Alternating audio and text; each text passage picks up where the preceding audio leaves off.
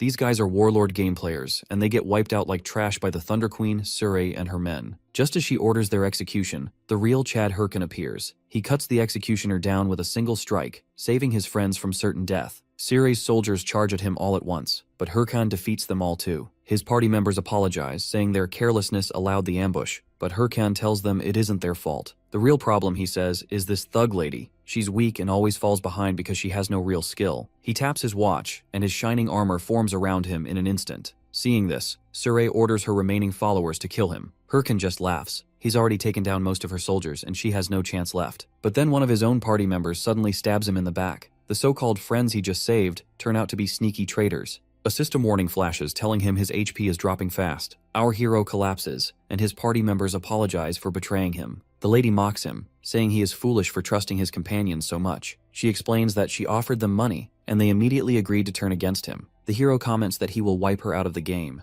but she laughs and says that if she kills him every time he logs in, he'll never make progress. She mentions that since he plays Warlord full-time and has nothing else in his life, it's a shame he is back to being trash. The hero tries to stand and rush at her, but his own party members again stab multiple blades into his body. He asks them why they have done this bad to him, reminding them of everything he has done for their guild. But the guys tell him that the lady has offered them millions just to kill him. That's why they have betrayed him. Hearing this, the hero feels crushed as his own teammates have turned against him just for some money. Suddenly, the system flashes a warning that he has died in the game and cannot log in for 48 hours. At that moment, he wakes up inside the VR machine where he was playing Warlord. He feels angry as he realizes he has lost everything he worked for. Actually, Warlord is a global sensation, an AI-driven virtual reality game that earns unimaginable amounts of money. It was the only place where our hero truly excelled. He thinks back to his early days in the game, back when he first killed monsters. At that moment, the same guy who betrayed him had invited him to join their guild. Remembering all of that, the hero heads out to find those people and take revenge on them in the real world. Running through the streets, he tries to call someone. He thinks that if he had known things would end like this, he would never have cared about anyone from the beginning. As he is busy in this all, a garbage truck suddenly hits him. He gets some serious injuries from this. Even in pain, he remembers the betrayal of those thugs and swears to take revenge on them no matter what. Suddenly, his surroundings shift, and he finds himself back in the Warlord game's tutorial. The system instructs him to defeat a Minotaur monster. Feeling confused about what's happening, he hears two other players calling him over. They ask for his help, explaining that many of their companions were injured by the monster. They mention that now only the three of them are left to face it. Looking at the massive creature, the hero asks if it wasn't supposed to have been removed from the game 5 years ago due to its difficulty. Hearing this, the other two players feel confused and tell him that the game was only released 10 months ago.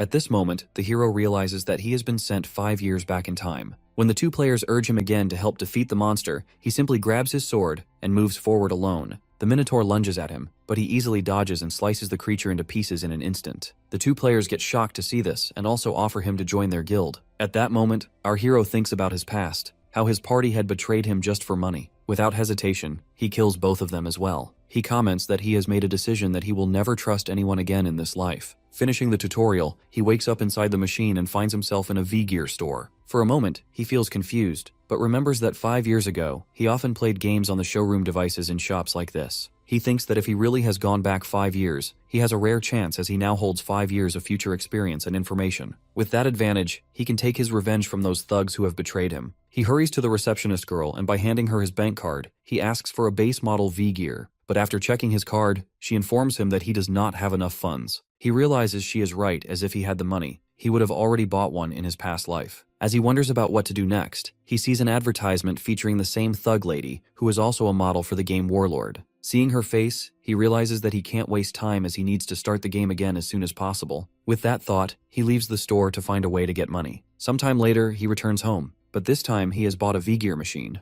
He looks at the business card of the company he has borrowed money from. Taking a loan was the fastest method he could think of, but it came with a heavy warning. He recalls when he went to the loan shark's office and asked for 10 million won. The man agreed, but also threatened that if he failed to pay it back, his life would become hell. Thinking that, he enters the machine again and teleports to the game's first mission. The surroundings feel familiar, as it has been a long time since he first stood here. He thinks to himself that a girl should appear soon, just like before. At this moment, the girl named Ariadne materializes and congratulates him on clearing the tutorial. She explains that he must now choose a basic class, and that the skills he raises here will shape his future specialization. She begins with the warrior class, the fighters who battle on the front lines with melee weapons. He considers it, remembering how quickly he leveled up with that class in his past life, but he also knows how difficult it is to play solo later on, so he rejects it. The girl describes the second class, the cleric, a healer who supports others, but our hero passes that one as well. Then she says there is only one option left. She uses her ability on him, to which the system confirms his class selection. He gets teleported to a new location, where an old man greets him. This elder is here to guide him towards the path of magic. He asks what type of magic he wishes to learn. Without hesitation, our hero comments that he wants the dark magic. The old man tries to change the subject and asks how he even knows about the dark magic. He mentions that it is powerful, but it destroys the user's soul. Our hero insists that he understands the risks, to which the old man agrees. Using his power, the elder begins teaching him the forbidden art. He comments that it has been many years since anyone chose this path. A skill book appears in front of the hero, and the old man tells him to place his hand on it. As our hero follows the instructions, the environment around him starts changing. He recalls a famous video from his previous life, a lone necromancer who defeated raid bosses single-handedly. That is the kind of strength our hero wants now. As he is thinking this, the system announces that he has now become a necromancer and also has learned his first skill, the skeleton fragment. At this moment, a small skeleton head materializes in his hand. When he throws it on the ground, it transforms into a full skeleton warrior. This skeleton is the one who will help him in every battle from now on. Getting excited, our hero asks the skeleton about where the training dungeon is, as he wants to start leveling. But before the skeleton can respond, its head suddenly falls off on its own. After that, our hero enters the training dungeon and feels bad for the skeleton. As it is so weak, that's why its head has fallen off. But since it is undead, it has attached it back. Our hero opens its status window and sees that its level is extremely low, so leveling up quickly is the first priority. While he is checking the window, some wolves appear. Our hero thinks that they aren't strong, but they are fast and perfect for testing performance. He summons the skeleton and orders it to attack. The skeleton charges forward, to which the hero feels satisfied with its movement. But the wolves tear it apart instantly. He opens the status window again and sees a section where he can assign different modes. He switches the skeleton to defense mode and sends it back, but the wolves defeat it again. When he tries action mode, the skeleton starts dancing, to which our hero feels embarrassed. As he does not have another choice, he kills the wolves by himself. He also tries to delete his account, but the system tells him that accounts less than 3 months old cannot be deleted. He realizes he has to start paying his loan next month, yet his summon is useless in battle. As he worries, he notices another detail in the status window that the summoned creature has a deep learning system and can learn from combat. He understands that the skeleton saw him kill the wolves and is now learning from observation. He hands it a stick, deciding to train it just like he once trained his guild members. He tells the skeleton to remember one rule in combat, that if it can't dodge, it will die. He punches at it to make it dodge, but the skeleton stands still and gets knocked down. He continues attacking slowly, explaining that it must not stay still when hit and must look for an opening to strike back. While he trains it, more wolves appear. But this time, when they rush at the skeleton, it dodges their attacks smoothly and defeats them with the stick. Seeing this, our hero feels relieved. The system then announces that the skeleton's proficiency has increased and our hero's own level has risen as well. He then heads to the beginner village, Figus Castle, where many players gather. He thinks that with a few more days of training, he will be able to clear the whole dungeon alone. As he is thinking this, suddenly he bumps into a fatty guy. The man gets angry and demands an apology. The hero considers whether he should just kill him, but before anything happens, the fatty guy tries to punch him. At this moment, a strong man nearby stops him and warns him that he can't just hit anyone around. Seeing the man's physique and outfit, our hero recognizes him as Shev, the top-ranked warrior from his previous life. The fatty guy tells the strongest man to stay out of it, saying he will hit this boy back since he has hit him first. But when the strongest man releases a powerful aura, the fatty guy and his group get scared. They whisper that this man is the guildmaster of Red Bulls, one of the top 30 guilds, and someone famous for his love of fighting. Realizing who they are dealing with, they quickly escape from there. The leader then tells the hero not to mind people like them, but the hero simply walks away, saying he does not need help. As he leaves, he admits to himself that he was intimidated by this guy's strength, but he promises that the next time they meet, he himself will be a completely different person. He heads to a cave, thinking about the huge gap between himself and other powerful adventurers. He knows that if he wants revenge, he must become much stronger. While he is lost in thought, a tiger monster suddenly jumps at him. Before it can reach him, the skeleton appears and kills it instantly. His level rises to 10, but he feels frustrated that it took 3 whole days to reach this point. The system congratulates him and removes his beginner symbol. It also rewards him for completing the training dungeon. A war watch appears on his wrist, allowing him to check his abilities and other details about the game. When he opens his status window, the system tells him to distribute his status points. Instead of raising mana or intelligence like a normal necromancer, he puts all of the points into strength. While he is doing this, he notices the skeleton is crying. He tells it that raising mana or intelligence will not help much right now. If he increases his strength, he can pass down all the skills he has mastered at his peak. He orders the skeleton to keep focusing on training. He then heads to the Raiders Association at the Figus Castle branch. Many quests have appeared, and adventurers are fighting over them. He approaches a receptionist and says he wants a quest. The man explains that the remaining quests are difficult, which is why no one wants them. But the hero does not care about it and picks a quest from the table. This is the quest of clearing the cave at Bima Mountain for a reward of 10 gold. The receptionist asks if he is sure, since the reward is low. But the hero knows something important, as if he clears this dull-looking quest before reaching level 15, he will earn a super rare title called Prospect.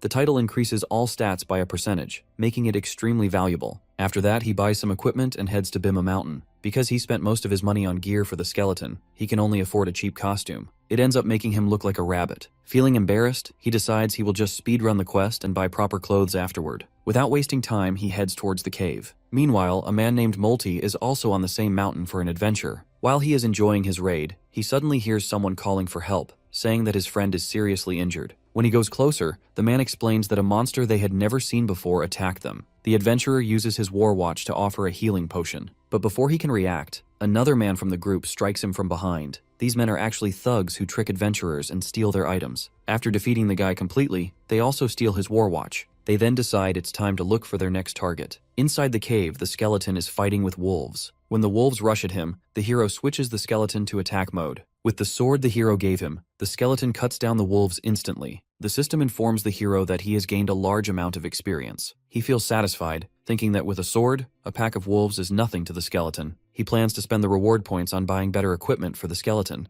to which the skeleton becomes emotional. The hero then moves forward, saying they need to level up quickly to clear the area. Suddenly, an arrow hits the skeleton's head. The hero feels confused about who has fired it, but the skeleton is unharmed. The thugs step out and apologize, claiming they thought the skeleton was a monster from far away. The hero accepts their excuse, but he recognizes them immediately. They wear multiple war watches, and there is blood on their weapons and clothes. Our hero tells them that if they want to compensate him, they should give him a mana potion. The thugs say they have no potions, but offer to help him level up by killing monsters together. While they talk, more wolves appear. The senior thug quietly asks his group if they remember the plan, to which they confirm. Actually, their plan is simple. They will take aggro, cast an attack buff on the wolves, and intentionally send one wolf charging toward the hero. Doing this, they will pretend it's an accident. They follow the plan and a wolf leaps at the hero, but the skeleton moves first and defeats it easily. Getting shocked by the skeleton's speed, the thugs summon more wolves. When the hero is slightly distracted, one thug sneaks behind him and tries to land a fatal blow. But the hero dodges smoothly and cuts off the thug's hand in an instant. Without hesitation, both the hero and the skeleton rush at the remaining two thugs. They beg him to wait, but he cuts them down as well as he does not trust anyone in this new life and refuses to take chances. The senior thug pleads for mercy and offers all his items, but the hero ignores him and kills him as well. The system notifies him that the thug has dropped 8 war watches. Our hero gets amazed, thinking he can make great use of them and will finally buy proper clothes. He sees the skeleton still beating the fallen thug, so he asks the skeleton if he wants to buy something for himself too. After buying several items, when he heals the skeleton, it looks relieved. Our hero comments that the thug's war watches were complete jackpots. By selling another player's war watch, one random item from their inventory drops. Now the hero has collected black goblin pants, a sword infused with ancient tree essence, a demon's curse skill book, and some money. He also summons a face mask he creates using the war watches. This mask has an ability to record his gameplay. As he examines it, he remembers his past life, telling his guildmates that everyone wearing a Haho mask would make them go viral. With that thought, he channels power into the mask and enhances it. He decides he will not let anyone steal his things from him again, and he will use this mask to prove himself. Ready to move on, he heads toward his next goal with the skeleton. After some time, he enters the Bima Mountain Cave dungeon, where he expects werewolves to appear. He knows this dungeon isn't easy, but with his new equipment, he feels confident. He begins searching for monsters, but hours pass without finding a single one. He feels embarrassed, thinking this makes no sense because the system should notify him if someone else had already cleared this dungeon. Then he notices the skeleton hitting the cave wall. Suddenly, a huge hidden dungeon gate appears. The system announces that he has discovered an instant dungeon.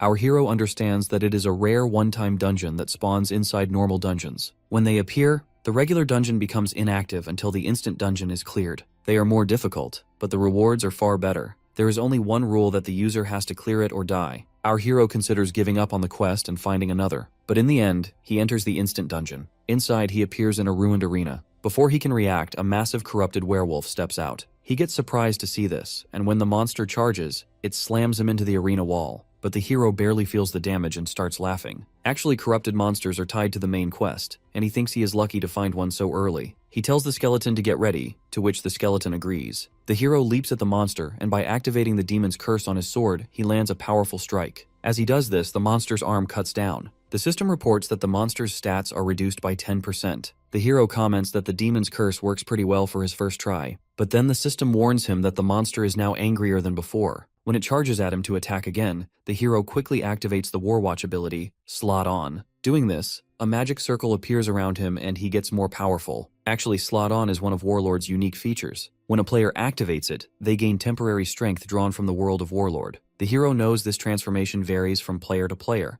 which is why most users call it the ultimate mode. As the werewolf boss charges at him again, the hero dodges every strike easily. Even so, he can't land a proper counterattack as the monster's speed is overwhelming. Still, he does not give up. When he finally spots an opening, he delivers a strong blow to the creature's chest. Getting angry, the werewolf slams the ground forcefully. The impact shakes the area, and our hero falls back again. Just as the monster leaps at him for a finishing strike, he summons his skeleton companion, who cuts off the werewolf's arm with his sword. The hero tells the skeleton that it's time to use the technique they have practiced. Together, they leap toward the monster, and by giving it multiple strikes, they cut it into pieces. At that moment, the system announces that our hero has successfully hunted the werewolf. It also reports that, because the skeleton has defeated such a powerful creature, its skill has risen to rank E. Finishing the hunt, the hero receives several rewards, including a necklace called the Corrupted Tracker. He gets amazed when he checks it as it's a rare item. The system also notifies him that 3 new titles have been registered: Promising Rookie, Challenger of Heroes, and Corrupted Tracker. The third title confuses him because it's the introductory title for the first chapter of the main quest, Count Corruption. He recalls that the main quest is the core storyline of Warlord's universe, and its rewards are so exceptional that every player tries to get involved. In his previous life, he had barely reached the 4th chapter, yet now he has already unlocked the beginning. It feels like he has hit the jackpot. After logging out of the game, he watches the news, where several players are being interviewed. They proudly announce that their guild is entering the final chapter of the Count Corruption scenario and aim to complete it within 3 months. Hearing this, the hero feels discouraged. What he has just celebrated as a big achievement is something others have nearly finished. He knows that if he tries to join the scenario at this stage, he will not gain anything. He decides that he should give up on this round and aim for the next chapter instead. But then he realizes that this situation might actually be an opportunity for him. Right now, the entire world is focused on Count Corruption with huge interest. It's the first main quest of Warlord, and it's about to be cleared. He thinks that if he uploads a video related to Count Corruption at this moment, he could attract a lot of viewers. Feeling relieved that he has recorded his own gameplay, he decides he wants to upload it. He knows the editing quality will matter the most, so he concludes that he needs to contact the editor known as Romani. She is the woman everyone once called the god of editing in his previous life. Meanwhile, as the editor is relaxing, she receives a message from the hero asking her to edit a video for him. At first, she assumes he is just another low-level player trying to show off, since he is only at level 15. But when she watches the footage, she gets stunned and agrees to take on the project without hesitation. After some time, another senior woman watches the uploaded video. She immediately calls her assistant and informs him that a new clip related to Count Corruption has appeared. She notes that it's impressive as someone at level 15 has managed to solo a corrupted werewolf. The assistant comments that they have already checked this video. He insists there's nothing special about it, saying the werewolf's level is low and not worth paying attention to. But the woman disagrees. She says she likes the video and orders him to bring the boy to her. Actually, this woman is none other than the Thunder Queen Asura, the same thug lady who has killed our hero in his previous life. The next day, when the hero wakes up, he notices that the video he uploaded yesterday has gone viral. He can't help but comments that in his previous life, it would have taken him several months to reach this many views. As he checks further, he notices another surprising change. The editor, who is usually very mysterious and never reaches out first, has sent him a message before he contacted her. She asks when he will send her the next video to edit. Seeing this, the hero returns to the gaming machine and thinks about what kind of mission he could record for his next video. He knows there's no way he'll encounter a monster as rare and powerful as the corrupted werewolf again. Meanwhile, in the gaming town, Shev, the powerful player who first met the hero, is also watching the video and is totally impressed. As he is focused on it, his team member, a red-haired girl named Yahello, approaches him. He tells her that he is watching a video of a boy who has been very popular nowadays. She does not feel interested in it, but the guy explains that the game is so realistic that it feels like they're moving in real life. This is why new players tend to be cautious and timid with their movements when they first start. He comments that the way the boy has trained his skeleton companion is on a completely different level compared to other necromancers. As he talks about the hero, the red-haired girl reminds him to address his own team because they are about to enter the game in 5 minutes. She tells him he needs to give a strong performance during today's live stream, because over 200,000 people bought live tickets just to watch him, as he is the leader of Red Bulls and the player ranked 9th in Warlord. The leader gathers his team. As the dungeon gate opens, they prepare themselves and step into the dungeon to hunt. Meanwhile, the hero visits the Raiders Association at the Figus Castle branch, but he feels disappointed because there are no quests available. At this moment, an old man approaches him. Recognizing him as the adventurer who has cleared the cave of Bhima Mountain Dungeon, the old man introduces himself and pulls the hero aside. He explains that he knows the hero encountered a mutant in the cave and suspects it is a monster that has been affected by the power of the Corrupt One. He mentions that they have not yet figured out exactly who is behind it, but it is clear that their power is causing monsters to go on a rampage, and many adventurers have already fallen victim. When he comments that this is why a bounty has been placed on the culprit's head, the hero immediately offers to assist, promising to give everything he has to capture the evil figure. At first, the old man hesitates, but when the hero insists on taking on the hidden quest, he finally agrees. He tells the hero about a person named Ahimbri at Bangsu Castle who can teach him. He assures the hero that he will provide a letter of recommendation, and all the hero needs to do is deliver it. Taking the letter, our hero leaves the association. He feels excited as not only has he received a quest to deliver the letter, but he also has the chance to become a student of Ahimbri. He knows that the guy is an NPC, one of the 7 disciples of the great mage Bokan. All mages want to meet him because he provides the rarest skill books. While thinking about the new quest, he suddenly remembers a task he needs to complete before starting. He heads to the forest and summons his skeleton companion. He comments that he has not checked his rewards from the last battle yet. From his system, he pulls out the werewolf's skull and uses it to strengthen the skeleton. Next, he retrieves the necklace of the corrupted tracker from the system. When he equips it himself, his own status rises significantly. He then tosses 2 small skeleton heads onto the ground. Doing this, 2 more skeletons are born to serve as his companions. He addresses them that from now on, the 3 of them will fight together as a unit. Saying that, they head toward their next target. The hero encounters a level 25 bear monster that charges at him to attack, but he dodges its strike easily. He orders one of his skeletons to attack, but the bear swaps it aside. Feeling embarrassed, the hero instructs the skeletons to approach from the blind spot, hoping for a better strategy. However, the second skeleton leaps straight at the bear from the front and is thrown aside just like the first one. The hero feels angry as he watches his companion's reckless movements. When the third skeleton jumps on the bear, our hero feels hope, thinking this one might succeed. But to his surprise, the bear also strikes it away. Realizing the situation, the hero defeats the bear on his own. Doing this, he explains to his skeletons that when monsters focus on an attack, they instinctively face the source, so it's essential to strike from the blind spot. As he teaches them, he reflects on how useful the necklace of the corrupted tracker has become. His skill rank has increased, allowing him to summon 3 skeletons at once, which is a major improvement. Yet, he also notices a problem. While each skeleton can share what he teaches one of them, they have no experience fighting together. They have not learned coordination, so they still struggle to act as a cohesive unit despite his guidance. He notes that he himself has finally reached level 20,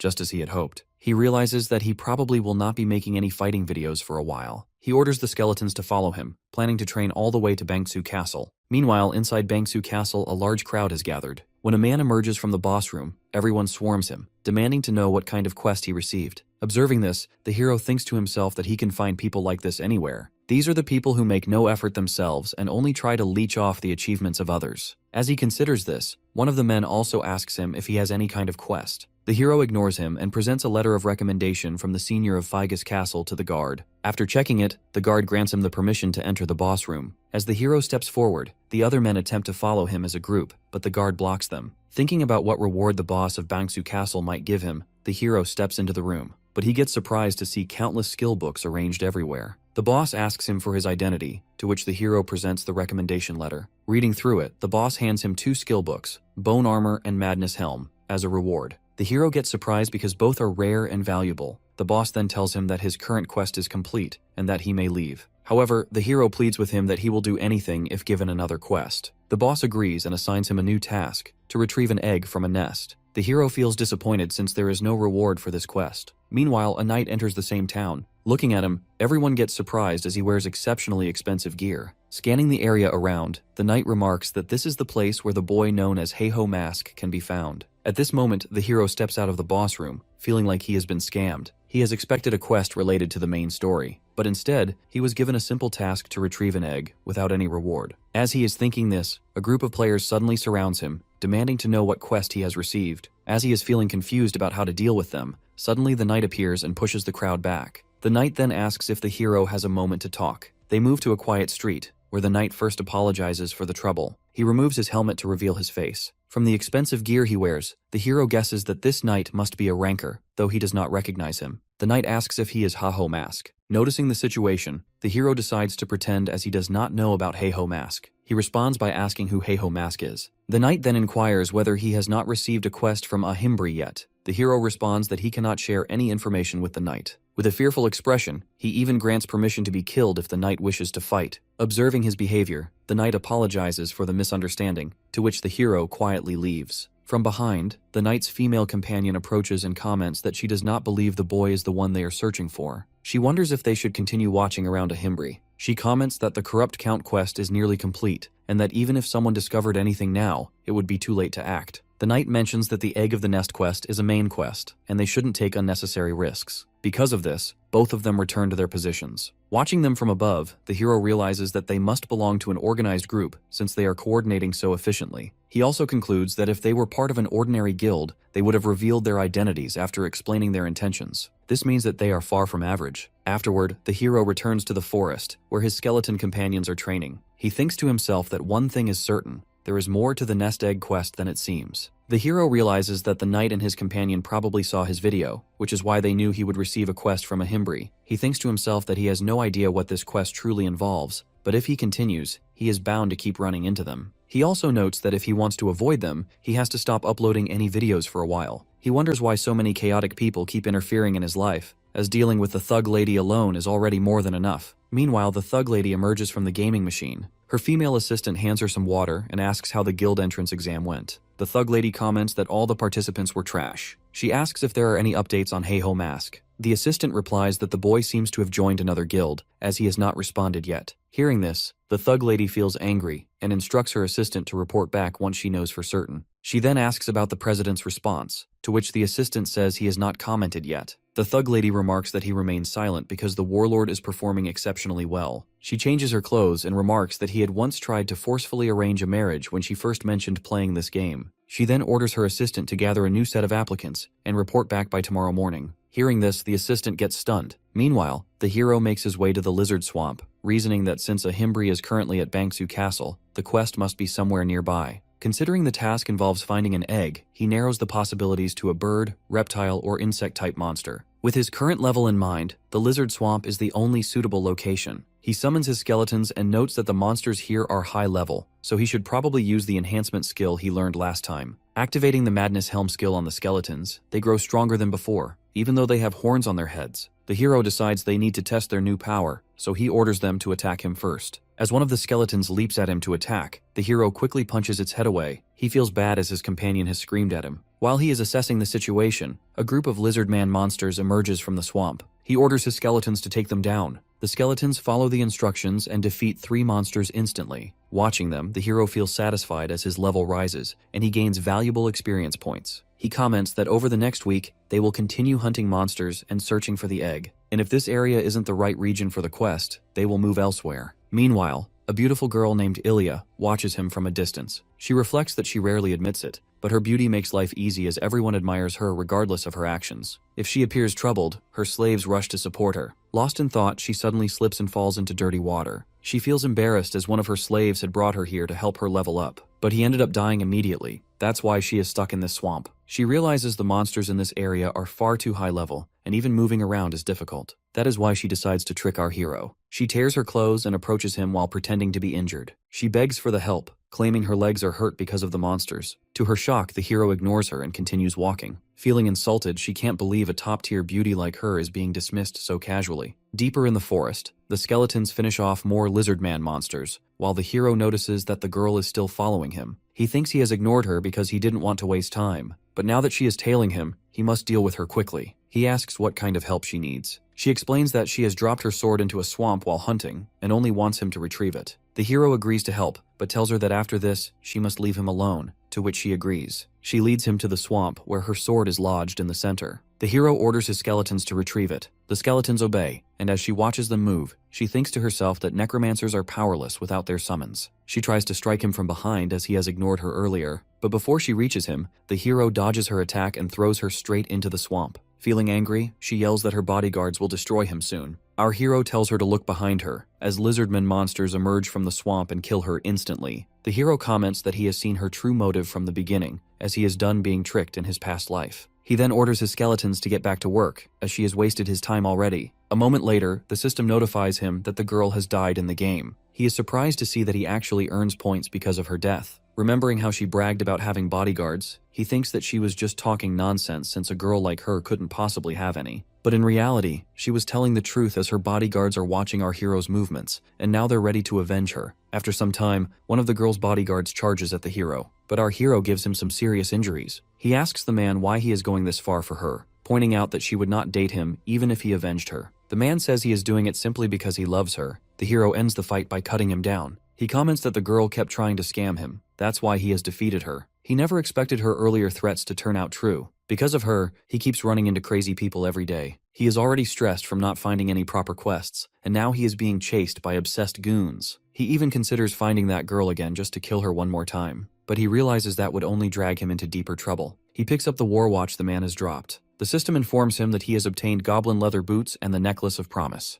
The hero recognizes the necklace and realizes it can sell for 800k1. Just as he is excited about the reward, another one of the girl's bodyguards appears to fight him. The hero feels satisfied as he keeps earning rewards from each encounter. But when he notices there are too many of her bodyguards, he realizes things are getting dangerous, so he starts running for his life. As they chase him, he orders his skeletons to block them. However, one bodyguard uses a love-type skill and slices the skeletons easily. Seeing this, the hero gets stunned and realizes these men are higher level than him, and there are too many to fight head-on. He keeps running until he reaches a deep forest. The area looks different from the rest of the region, and he notices a strange black swamp he has never seen before, even after days of searching. Looking at it all, he gets an idea about how he can defeat those bodyguards. A little later, the bodyguards arrive at the swamp. In the center, several skeletons are dancing around. This is the trap the hero set for them. The bodyguards get angry and assume the boy is mocking them with this display. One man leaps toward the skeletons to attack, but before he lands a blow, a massive dragon lizard bursts out of the swamp and kills the guy instantly. Seeing this, the others get totally shocked. At this moment, the hero hides behind the trees and feels excited as he realizes the nest belongs to a dragon lizard.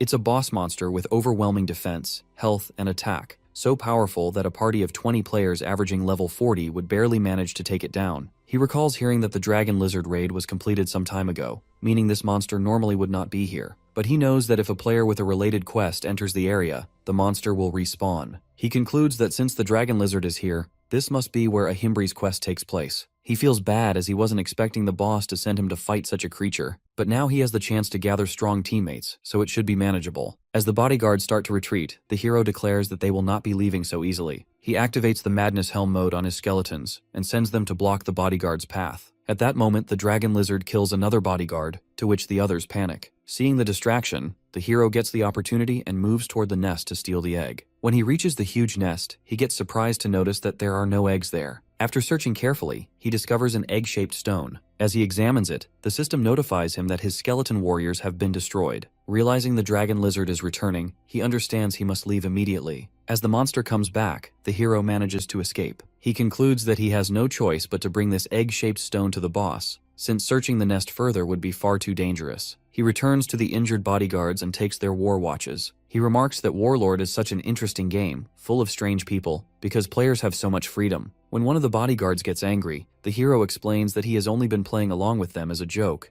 but he has limits. He warns them that if they chase him again, he will not go easy on them. With that, he leaves, thinking that if they pursue him despite the warning, it will be a full-scale war. After some time, he reaches the boss of Bangsu Castle and hands over the egg-shaped stone he retrieved from the nest. He hopes it's the correct item, as he does not want to search the map again. The boss examines the stone carefully and confirms that it is exactly what he was looking for. The hero gets amazed, and the boss comments that he didn't expect someone like him to succeed so quickly. The hero replies that he gave it his all and asks if he can receive the next quest immediately. The boss then asks if the hero knows what the item is. He explains that whenever they researched areas with mutated monsters, this object was always present, so they have temporarily named it the Corruption Stone. The hero realizes that this is why the knight had been chasing him. He understands that the Corruption Stone is a key item tied to the main quest, and that the knight wanted to prevent anyone else from obtaining it, as it could affect the flow of the storyline later. He reflects that he had thought the quest was a scam, but never imagined it would connect directly to the main quest. The boss admits that he knew this quest would be overwhelming for the hero, but they are also facing a powerful being. He needs to test the hero's willpower and asks if he is ready to fight against corruption. The hero recognizes that being involved in the main quest is a once-in-a-lifetime opportunity. He gets ready to devote his body and soul to the task. However, the boss points out that the hero must have seen how strong the monsters are, and that such a dangerous quest isn't suitable for a beginner like him. However, the boss tells him that if he asks respectfully, he will accept him as a disciple. The hero agrees, and as he steps out of the room, the system notifies him that he has completed the Egg of the Nest quest and earned the title, a Himbri's Disciple. It also informs him that he must return to the boss after reaching level 40. The hero feels bad, thinking the boss is such a scammer. Meanwhile, a group of players stands at the dragon lizard's lair, and they have successfully defeated the boss. As they celebrate, the guild senior approaches the knight who first met the hero in town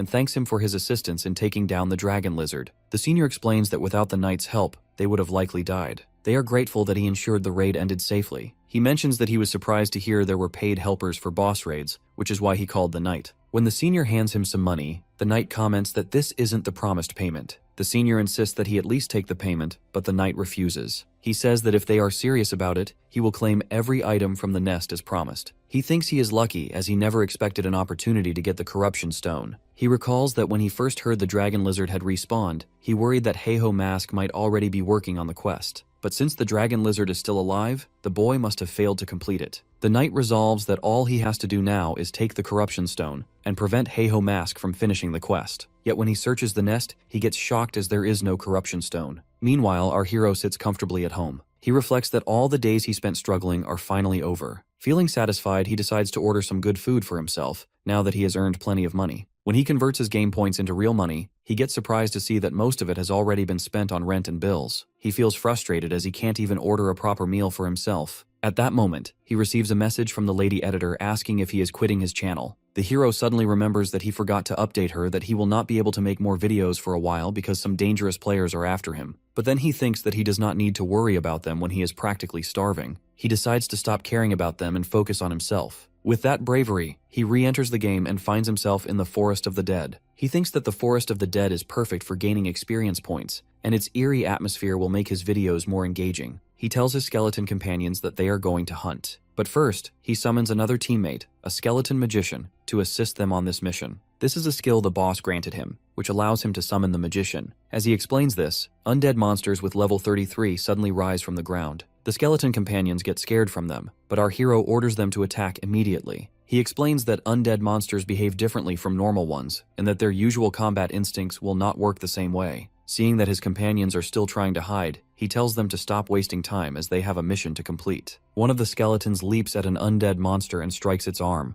but the creature remains alive. The hero explains that normal attacks will not work on these monsters. He summons the mage's hammer himself and smashes the monster's head, to which it gets defeated instantly. He tells his companions that they need to aim for the monster's head with their strikes. He sets today's goal to hunt down 100 undead monsters within 100 minutes. He warns them that if they fail, he will leave them in this frightening forest. Hearing this, the skeletons leap at the monsters and start fighting with full force. In a short time, they defeat many undead, and the hero notices his own level has risen. Watching them, he realizes he expected it to take longer for his companions to get used to weapons they've never used. But they're performing better than he anticipated. Just as he is feeling good, a massive undead warrior appears. The hero gets shocked because it's a rare monster that spawns randomly. He quickly orders his companions to attack, and mentions that they'll grill its meat later. They leap forward and strike together, but the monster slams its axe into the ground. The force pushes the hero and his companions backward. He feels relief as he had targeted the monster's arm, not its face. That's why they are now saved from the fatal blow. Noticing that its arm is already damaged, he and his companions land another powerful strike on the monster. Our hero feels satisfaction as the monster collapses, but it quickly tries to strike him from behind. At that moment, the skeleton magician unleashes his fire magic and defeats the monster just in time. The system notifies the hero that because of this victory, he has earned experience points. Before he can fully process it, another system alert appears that the field boss has detected the death of its subordinate and is now heading their way. Suddenly, a magic circle materializes in the air, and a massive golden monster with multiple arms emerges from it. The hero gets surprised and realizes that this is the boss of the Forest of the Dead, and a first-class mage. He thinks that the condition for its appearance was defeating a large number of undead monsters. He is confident he could take it down, and if he succeeds, it would be a jackpot. But when he looks around for his skeleton companions, they are gone. The system informs him that his mana is too low to summon them, and he himself has to face the boss alone. Noticing the situation, the hero activates the power of his War Watch, slot on, gaining additional abilities from the game. He leaps at the monster to strike, but the monster retaliates with multiple fire spells. He dodges swiftly, realizing that if he allows it to keep casting, he has no chance of winning. Analyzing the situation, he delivers a powerful blow to one of its hands and destroys it away. Some of the monster's spells vanish as they are linked to its hands. He understands that destroying all its hands is the key, but the system warns that the monster has grown angrier and is now unleashing a more powerful skill. Observing its movements, he gets surprised. When the monster launches a devastating attack, the hero falls back very badly. Feeling confused, he struggles to recall its patterns, knowing it has been years since he last faced this type of creature. As the monster strikes again with immense force, he decides to try everything he has. He dodges each attack, but finds there is no time to counterattack. He realizes he needs to find a blind spot, but before he can act, the monster suddenly grabs him with its hand. The hero does not panic as he still has one hidden skill left, Demon's Curse. Activating it, he breaks free from the monster's grip and lands a devastating punch on its face. A powerful blast erupts, and the boss gets defeated instantly. The system notifies him that he has gained a large amount of experience points and earned the title Skeleton Destroyer. He feels relief at completing the task. Checking his status, he sees his level has risen to 36 and his mana is at 141. He notes it's relatively low, having invested only the bare minimum points. He reflects that, until now, his tiles and fast leveling have been enough to get by, but with more skills to manage, it will not suffice. He also boosted the strength of his skeleton companions, but it feels pointless now, since they are gone. Thinking that, he decides that for now he will send a video of the raid to the lady editor and also aims to reach level 40. Meanwhile, when the lady editor finishes editing his video, she feels impressed by his performance. She remarks that he defeated a boss monster higher in level than himself without taking a single hit. Not only that, he has managed to pull off such stunts on the spot without any prior practice. That proves he has a remarkable talent. Carefully choosing the most fitting title for the video, she uploads it to his channel. Meanwhile, the hero arrives at Bangsu Castle and announces to the boss that he has returned stronger. The boss gets stunned by his appearance as he looks like a beggar, but the hero simply demands the promised reward. The boss hands him a skill book called Osteology. Feeling surprised, the hero realizes it's a super rare necromancer skill, impossible to find in the markets. With it, his mana cost for summoning skeletons is reduced by 10%, and he can summon one additional skeleton. Next, the boss presents his second reward, the Corrupted Tracker's Ring. He explains that he used the corrupted stone the hero brought so he could harness the power of the corrupt one himself. The hero gets amazed, knowing this ring is only given to the first players who complete the main quest. But as he is going to take it, the boss suddenly challenges him that he will only give it if the hero can catch him. The hero agrees, and when the boss runs, he leaps at him with incredible speed. Moments later, he emerges from the castle wearing the ring as he has successfully caught the boss. He also receives a new quest from the boss, to search for an agent named Migi at Suryu Castle. Realizing that the castle area is high level, he understands he needs to gain more experience before heading there. As he contemplates his plan, a message from the lady editor suddenly pops up. She tells him that she has uploaded his latest video to the channel and urges him to check the analytics for himself. When he opens it, he gets surprised as his video has already surpassed 2 million views. On top of that, he has received significant donations from multiple guilds. He is amazed at the thought that he can now afford any kind of delicious food he wants. Deciding to log out for the moment, he notices another massive donation, 1,000,001 from the Thunder Hunter Guild, accompanied by a message inviting him to join. Looking at the guild's name, he recognizes it as the leader of this guild is the same thug lady who has killed him in his previous life. He recalls that her guild had also tried to recruit him back then.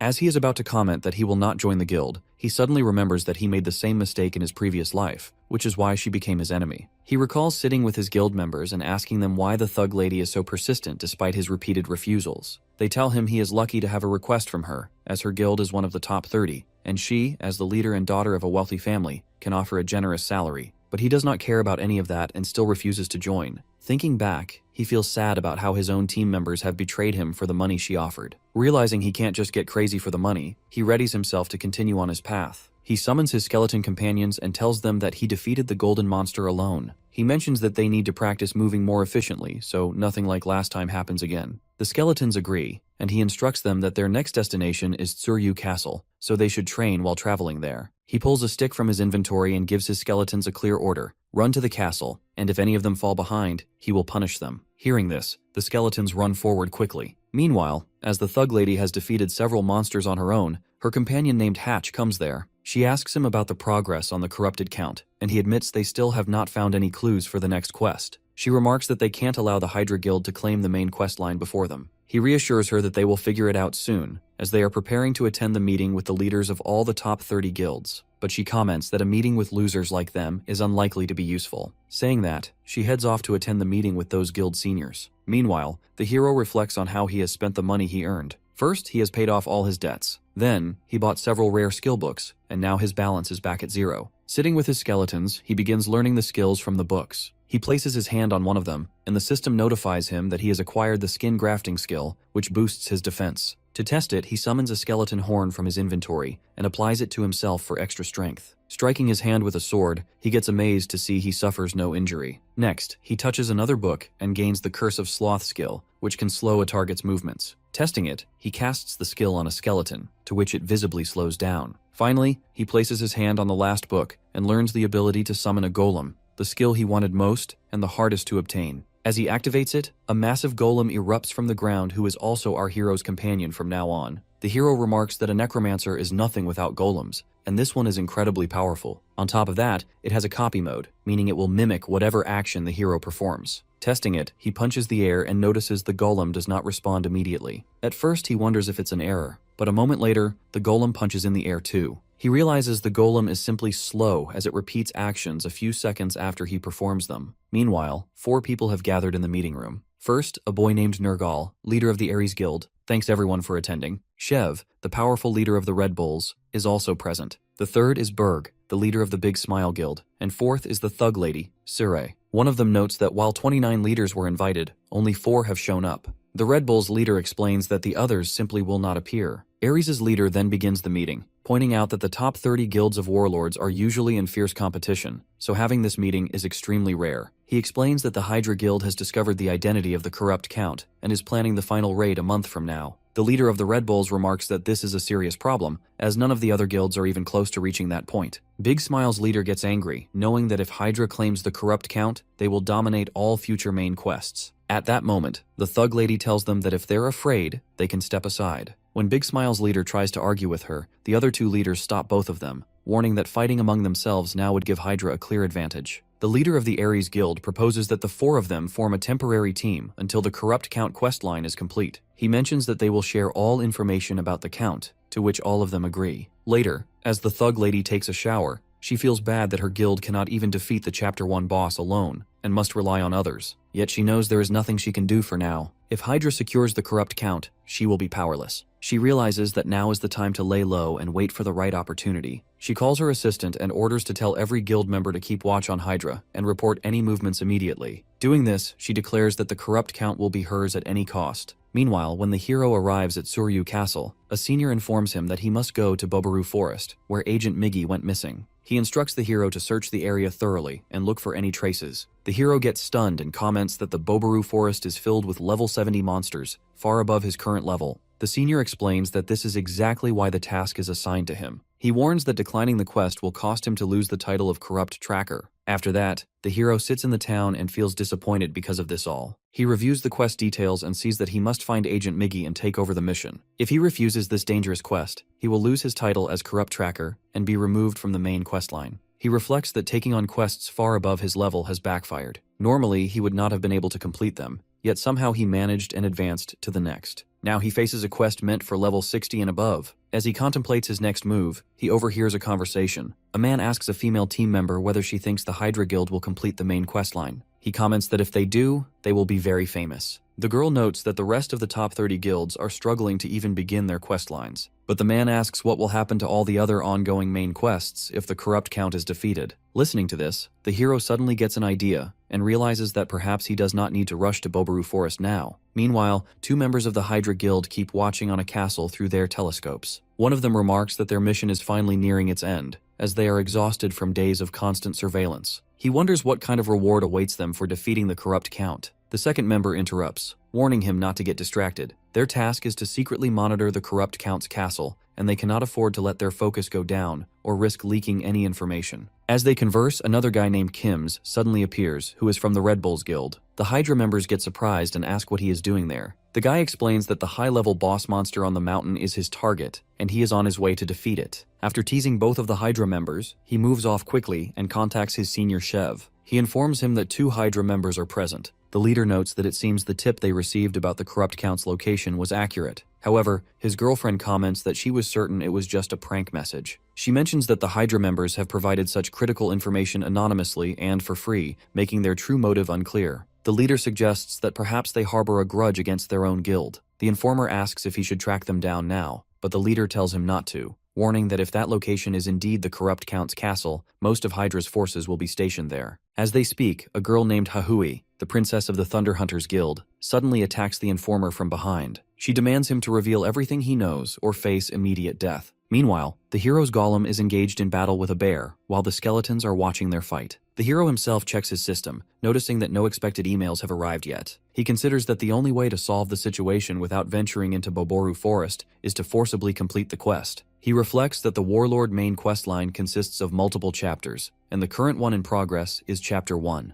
the Corrupt Count. He mentions that once the Corrupt Count is defeated, the chapter will end, and all related quests will be forcibly closed. Even if he attempted to take on the Corrupt Count alone, there is no way he could defeat it within the time limit. He explains that he does not care who accomplishes the task as he just needs someone to do it, which is why he has spread the information to multiple guilds. However, the problem is that no one has contacted him yet. As he considers this, the system notifies him that the Hydra Guild's official channel has started a live stream. At the same time, the bear fighting his golem is making too much noise, so the hero delivers a powerful punch to silence it. He opens the live stream and sees the senior of the Hydra Guild announcing that they are the first to uncover the identity of the Corrupt Count and are planning a raid. He specifies that the raid is scheduled to take place just 3 days from now. Seeing this, the hero remarks that the raid is happening sooner than he expected, but he feels satisfied, as everything is happening according to his plan. He notes that he has no reason to worry about the Hydra Guild as they are far ahead of other guilds in the main quest and have many skilled players. He adds that once the main quest is complete, his biggest obstacle will be gone,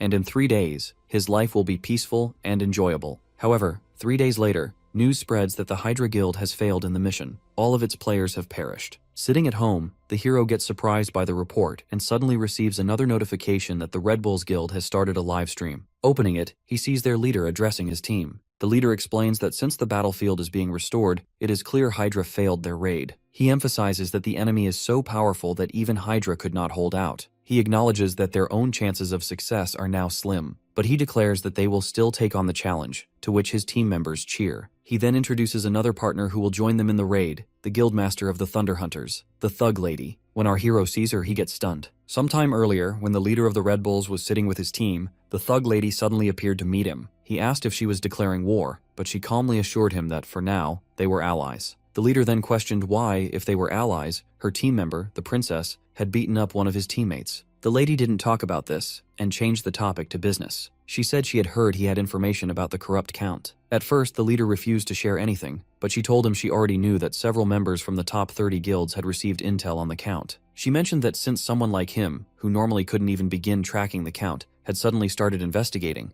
even a fool would notice something was going on. Then she asked another question: if he really believed the Hydra Guild could complete the task. The leader wasn't confident, to which she pointed out that Hydra had rushed the raid date just to be the first. But the Corrupt Count is the first major quest boss, and defeating him isn't that easy. The leader then asks her for the real reason she came. In response, she drives her sword into the table and offers a proposal that they should join forces for the Corrupt Count raid. Now, in the present, both of them are fighting side by side against the Corrupt Count. When the enemy unleashes a wave of monsters, the Thug Lady cuts them down swiftly. But the Count does not stop and sends an even larger horde, to which both teams struggle to fight. Seeing the situation getting worse, the leader slams his sword into the ground, to which a large number of monsters get defeated. He shouts for the Thug Lady to go straight for the Corrupt Count, as he has now cleared a path for her. She leaps forward, and by dodging incoming attacks, she gets closer to the enemy. But the Corrupt Count inserts several spikes into her body. Seeing this, the leader gets worried, but she does not lose control. She cuts through every spike, and by delivering a powerful slash across the Corrupt Count's body, she cuts him into 2 pieces. When the hero realizes she has actually defeated the Corrupt Count, he gets shocked. Still, he feels relieved, as what matters is that the Corrupt Count is dead, no matter who dealt the final blow. He states that this will be the last victory these guilds ever claim, because in the end, he will be the one who truly comes out on top. After that, he heads to the Bulkas Mountains and happily runs across the open fields with his skeletons. But his excitement ends when a group of pig monsters suddenly starts chasing him. A few hours earlier, when he reached the area, he saw that the entrance was sealed with laser barriers. He knew he couldn't enter until a certain condition was met. However, he also knew that the Bulkas Mountains were the starting point of Chapter 2's main quest. So once the Corrupt Count, Chapter 1's main boss, was defeated,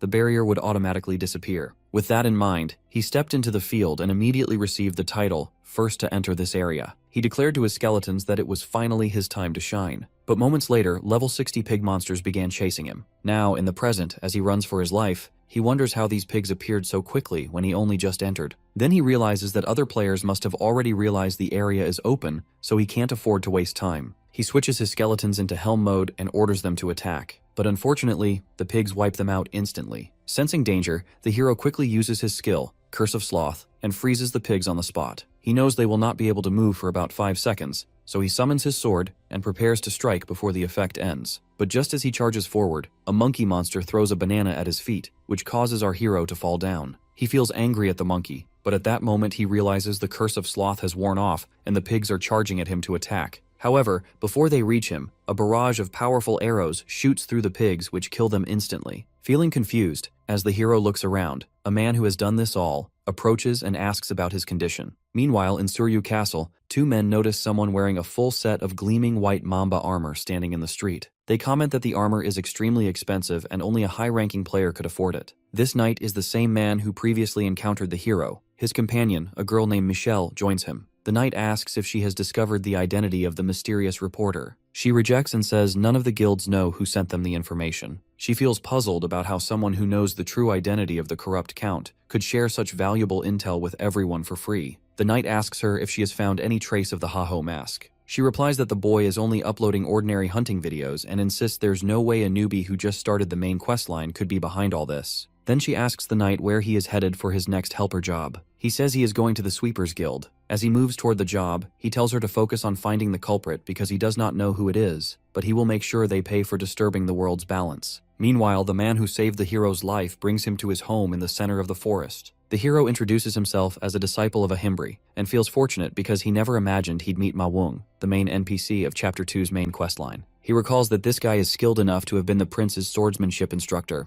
but he was dismissed after an unfortunate incident. Later, he became the captain of the rangers guarding the Bulkas Mountains. Just as the hero feels excited about meeting him, the NPC warns him that he should leave soon since there's nothing here but monsters. The hero remarks that even though the Corrupt Count is dead, corrupted monsters are still roaming the area. He explains that he was tracing the source of the corruption and ended up here. He asks the NPC if he knows anything about it. The guy says he has someone in mind but has no solid evidence yet. He then asks the hero if he would help him to gather the proof. Getting surprised by the offer, the hero receives a system notification that he has obtained a title, First One to Contact with a Bulkas Ranger. The hero agrees and asks what he should do first. The NPC gives him a new quest to investigate the monsters near this area. For completing it, the hero will earn 500 gold and gain the NPC's trust. Stepping out of the home, the hero feels excited about the quest. He decides to leave the higher-level monsters, like wild boars and bear warriors, for later. For now, he will start with the easier targets, like those level 50 monkey monsters. Meanwhile, the monkey continues causing chaos in the forest by throwing bananas at anyone who passes by. As he is busy in this, the hero silently approaches from behind. He swings his sword to strike, but the monkey quickly notices him. Dodging each attack with incredible speed, the monkey starts running.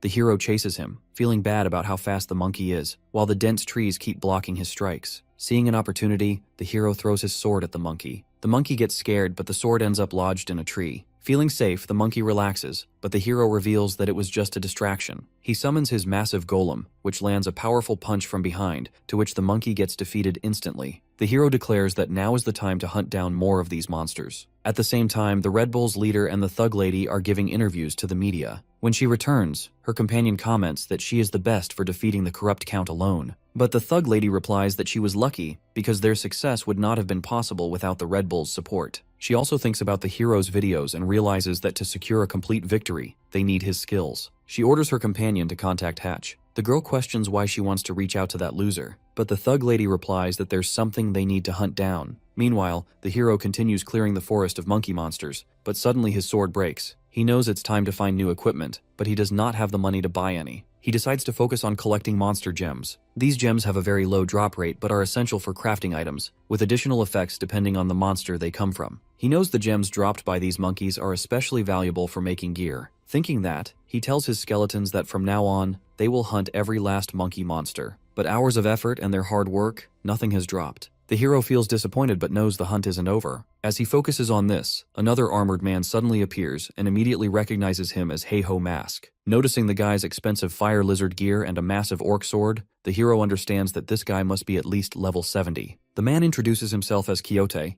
and by demonstrating some of his skills, he challenges our hero to an official duel. He brags that he has heard about the hero's popularity on social media and wants to defeat him to gain fame. The hero realizes that this guy is just an attention-seeking fool, so he moves back on his way. But the guy insists on the fight, offering 5,000 gold as a reward. Hearing the amount, our hero feels interested and agrees to the duel. The guy then thinks to himself that, because of his talent, he is always the center of attention in any game he plays. But in Warlord, no one seems to notice him. One day, while in town, he overhears people talking about Heiho Mask, the boy who has become extremely popular on social media. Feeling embarrassed, Quixote rushes into the forest alone, frustrated that a lower-level player with mediocre gear is getting all the fame. As he is angry, he notices the same popular boy, our hero, completing tasks in the forest. An idea strikes him that if he records a video of himself defeating the boy, he could steal all the fame. Recalling that, he removes all his armor and gear, to which our hero feels confused. He explains that he wants the fight to be fair, claiming he knows the hero's sword is broken, so he is taking off his own equipment.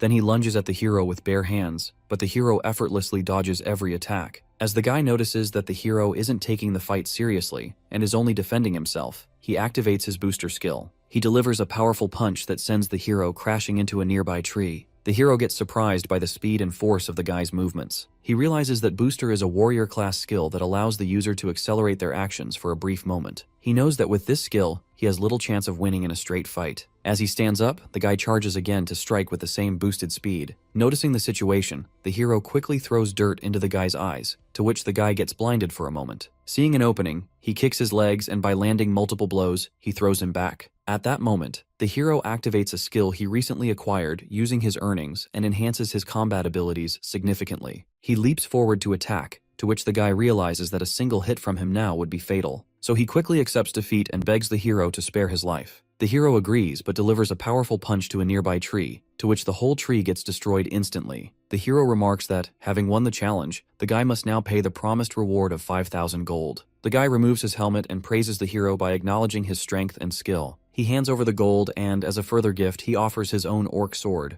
The hero gets surprised about this and asks why he would give such valuable items for free. The guy tells him to accept it as a token of his gratitude. He admits that in his pursuit of fame, he had neglected to actually grow stronger. He says the hero has made him realize his mistakes. He declares that he will consider the hero his own brother from now on. Understanding the guy's true motives, the hero kicks him back and orders his skeleton companions to subdue him. The skeletons follow the instructions and tie the guy to the tree. Doing this, the hero and his companions continue on their path. The hero marvels at the orc sword he now possesses, knowing he no longer needs to hunt the monkey monsters for better gear. But he still feels greedy and considers hunting more for potential rewards. However, his skeletons stop him and urge him to just focus on the next quest. After some time, the hero returns to the NPC, who hands him the reward for completing the quest. The NPC notes that the hero has defeated 950 monkeys, 104 wolves, and 76 poison lizards. He remarks that the investigation has been progressing smoothly thanks to the hero's work. The NPC then briefs him on the next mission, warning that it will be especially dangerous. He points to a location on the map near the mountain peak. He explains that a bear warrior has appeared there. Bear warriors stand around 4 meters tall and wear armor similar to human warriors. The NPC tells the hero that discovering where these monsters obtain their weapons could be key to uncovering the identity of the corrupt one. The hero understands that he is expected to defeat them and bring back one of their weapons. The NPC asks if the hero can handle the mission alone, as even rangers struggle against these monsters, but the hero assures him that he knows how to deal with them.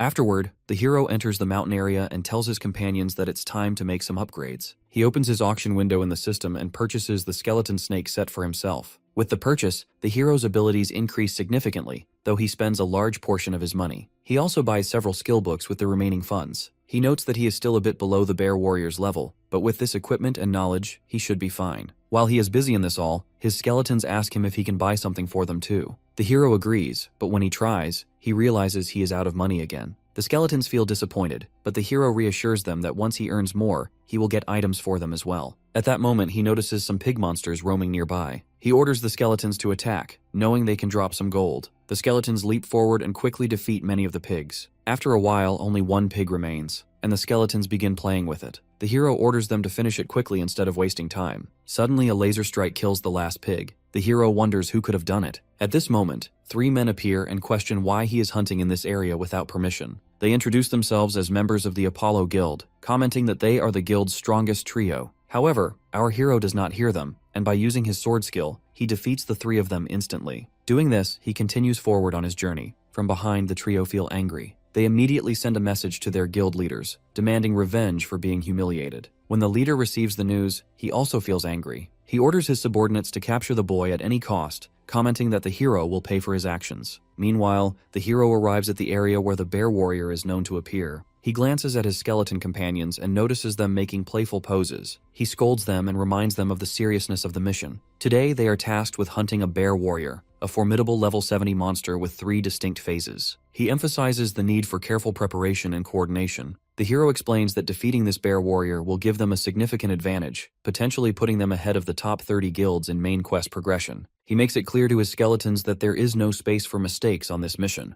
As he describes the plan to his skeletons, a massive bear warrior suddenly emerges. The hero immediately prepares for the battle by activating his slot-on skill. Meanwhile, Hatch, a mage from the Thunder Hunters Guild, approaches the Bulkas Mountains. He hopes Heiho Mask is still in the area as he has watched his last video of the monkey monster raid. The mage feels frustrated with himself as he is supposed to be an important player, yet his seniors have sent him here to deal with a newbie. As he mutters to himself, a level 65 pig boss suddenly appears and charges at him to attack. The mage does not scare at all, and by using his fire magic, he kills the monster on the spot. Actually, he isn't just a normal mage. He is a rank 5 mage in Warlord and a valued member of the Thug Ladies Guild. Meanwhile, the hero stands in front of the huge bear warrior. He recalls that before his regression, he and his guild had attempted this raid 6 times and barely managed to defeat it. He knows that if he fails again, someone else might overtake him in the main quest. Observing the bear, he realizes that to land an effective hit, he must target the seams in its armor and strip its equipment. He instructs his skeletons to act only on his signal. Then he activates his new skill, Muscle Modification, which allows him to move quickly through the air. To his surprise, he struggles to control the skill's full power. At that moment, the bear destroys all of his skeletons. Seeing the danger, the hero activates his acceleration skill and lunges at the bear, attempting to push it down. When he collides with it, the bear does not get any injury and throws him away. Our hero realizes that he still cannot control the muscle modification skill properly. Despite the difficulty, he notices that he has managed to strip one side of the bear's armor. The bear lunges at the hero again and delivers multiple strikes, but he dodges them effortlessly. He then activates his bone bomb skill and throws a powerful explosive at the bear. A huge blast happens there, but to his surprise, the beast is still alive. Realizing that direct attacks will not work, he changes his strategy. He summons his previously defeated skeletons, declaring that he will now fight like a proper necromancer. He also summons the golem, who immediately starts fighting with the bear. When the bear slashes the golem's arm with its sword, the hero uses a hardening technique on the golem's body, to which the sword gets stuck. Getting the opportunity, he orders his skeletons to attack the bear. They slash at its armor repeatedly, and the hero commands the skeleton mage to cast fire magic. The mage unleashes a powerful spell on the bear, but the hero gets caught in the attack as the mage miscalculates his positioning. As the bear prepares another strike, the hero throws multiple bombs on its body. With some effort, the hero finally succeeds in defeating the monster. The system announces that he has gained experience points and earned a significant amount of gold. The hero feels good by thinking that the monster he just defeated was the one that had challenged the entire guild, yet he managed to solo it. He tells his skeletons that it's time to return to the NPC and begin the next quest. Meanwhile, in a tavern in Bulkas Town, the mage from the Thug Ladies Guild sits alone. He feels bad as he has been combing the mountains for days,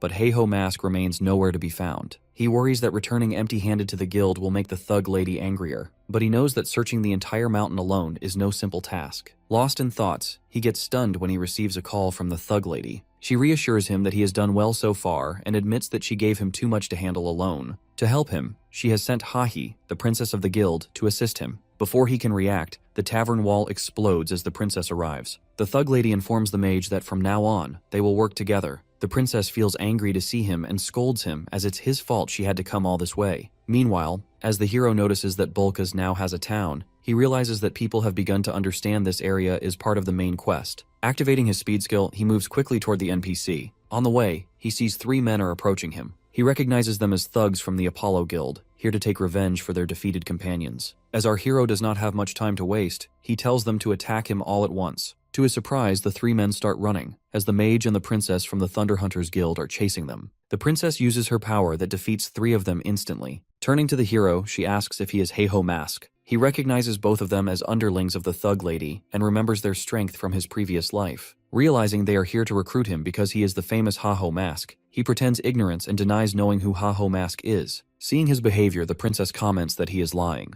She says there's no way someone wandering around the Bulkas Mountains would not know Ha-Ho Mask, especially since his video has surpassed 20 million views. As she speaks, the mage tells her she is overreacting. He reminds her that she destroyed a tavern and harmed innocent people simply because they seemed suspicious. He asks how they are going to handle this, as they are members of the most prominent guild. Following his orders, the princess apologizes to the hero and steps back. The mage also offers his apology, but suddenly the princess gives a powerful punch to the hero's face, to which he crashes back. Getting shocked, the mage demands to know why she attacked. She replies that she expected the boy to dodge, but he didn't. The hero stands up and warns that, since they struck an unarmed person, he will officially file a complaint against the Thunder Hunters Guild. The mage gets surprised to hear this, and assures him not to do so as they will give him 1,000 gold as compensation. The hero accepts the money, and the mage forcefully drags the princess away, as she is causing too much trouble. On the way, the mage scolds the princess, asking why she always causes a scene, and warning that her behavior only tarnishes their guild's reputation. The princess says most people would not even try to dodge a flying punch, but that boy had,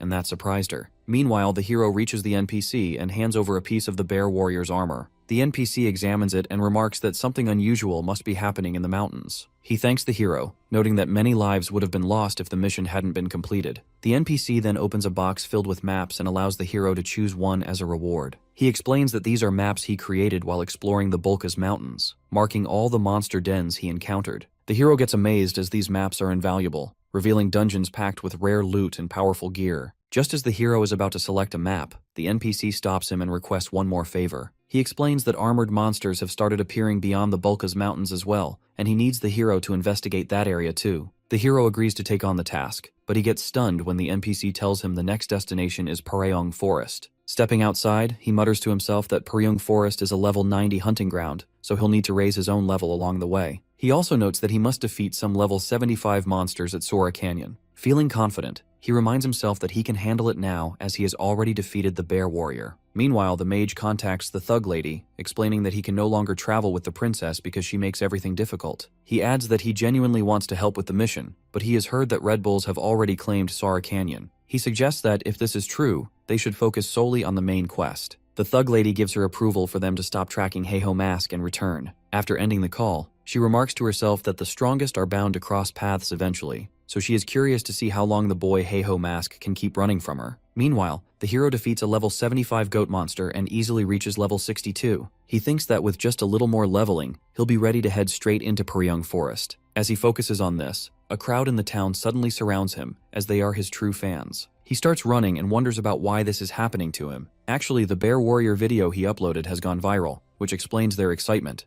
but it also makes hunting properly impossible. Seeing the situation, he tells his skeletons to change plans and head straight for the center of Asura Canyon. Upon reaching the canyon's entrance, he gets surprised to see the leader of the Red Bulls standing there. The leader greets him and recognizes him as the boy he met back in the beginner village. He compliments the hero on his rapid progress, noting that in just a few months, he has already reached Asura Canyon. The hero asks why the leader is here, pointing out that this area isn't a hunting ground for a top-rank player like him. The leader explains that, as of yesterday, his guild has claimed this entire area and now needs to establish a base nearby to continue the main quest. He adds that he also came here to meet Ha-Ho Mask. Hearing that name, the hero gets surprised. The leader says he has seen a video of Ha-Ho Mask's bear warrior, which means it must be lurking somewhere around this region. While the leader talks, the hero suddenly starts running, insisting that he has no idea who Ha-Ho Mask is. He feels bad as everyone keeps chasing him, making it impossible for him to level up properly. He decides to change his hunting grounds, but then remembers the map the NPC gave him. He is certain it contains dungeon locations. Opening the map, he feels relieved when he spots a rare dungeon near a waterfall. He heads straight there and dives into the water, knowing the dungeon entrance is hidden below. The system warns him that he has only 20 seconds to find the gate. He searches quickly, and just before time runs out, he manages to enter inside the dungeon successfully. He arrives in a completely different location and notices that there are no other players anywhere. He feels good since now he can hunt freely without interruptions. He looks around, wondering what kind of monsters appear in this dungeon. Considering how rare this place is, he expects something strong. But then he spots a small slime nearby, to which he feels embarrassed as it's just a low-level creature. As he moves closer, he notices a flame burning inside the slime's body. He gets surprised as this is an elemental-type monster. Elemental monsters are among the rarest in Warlord,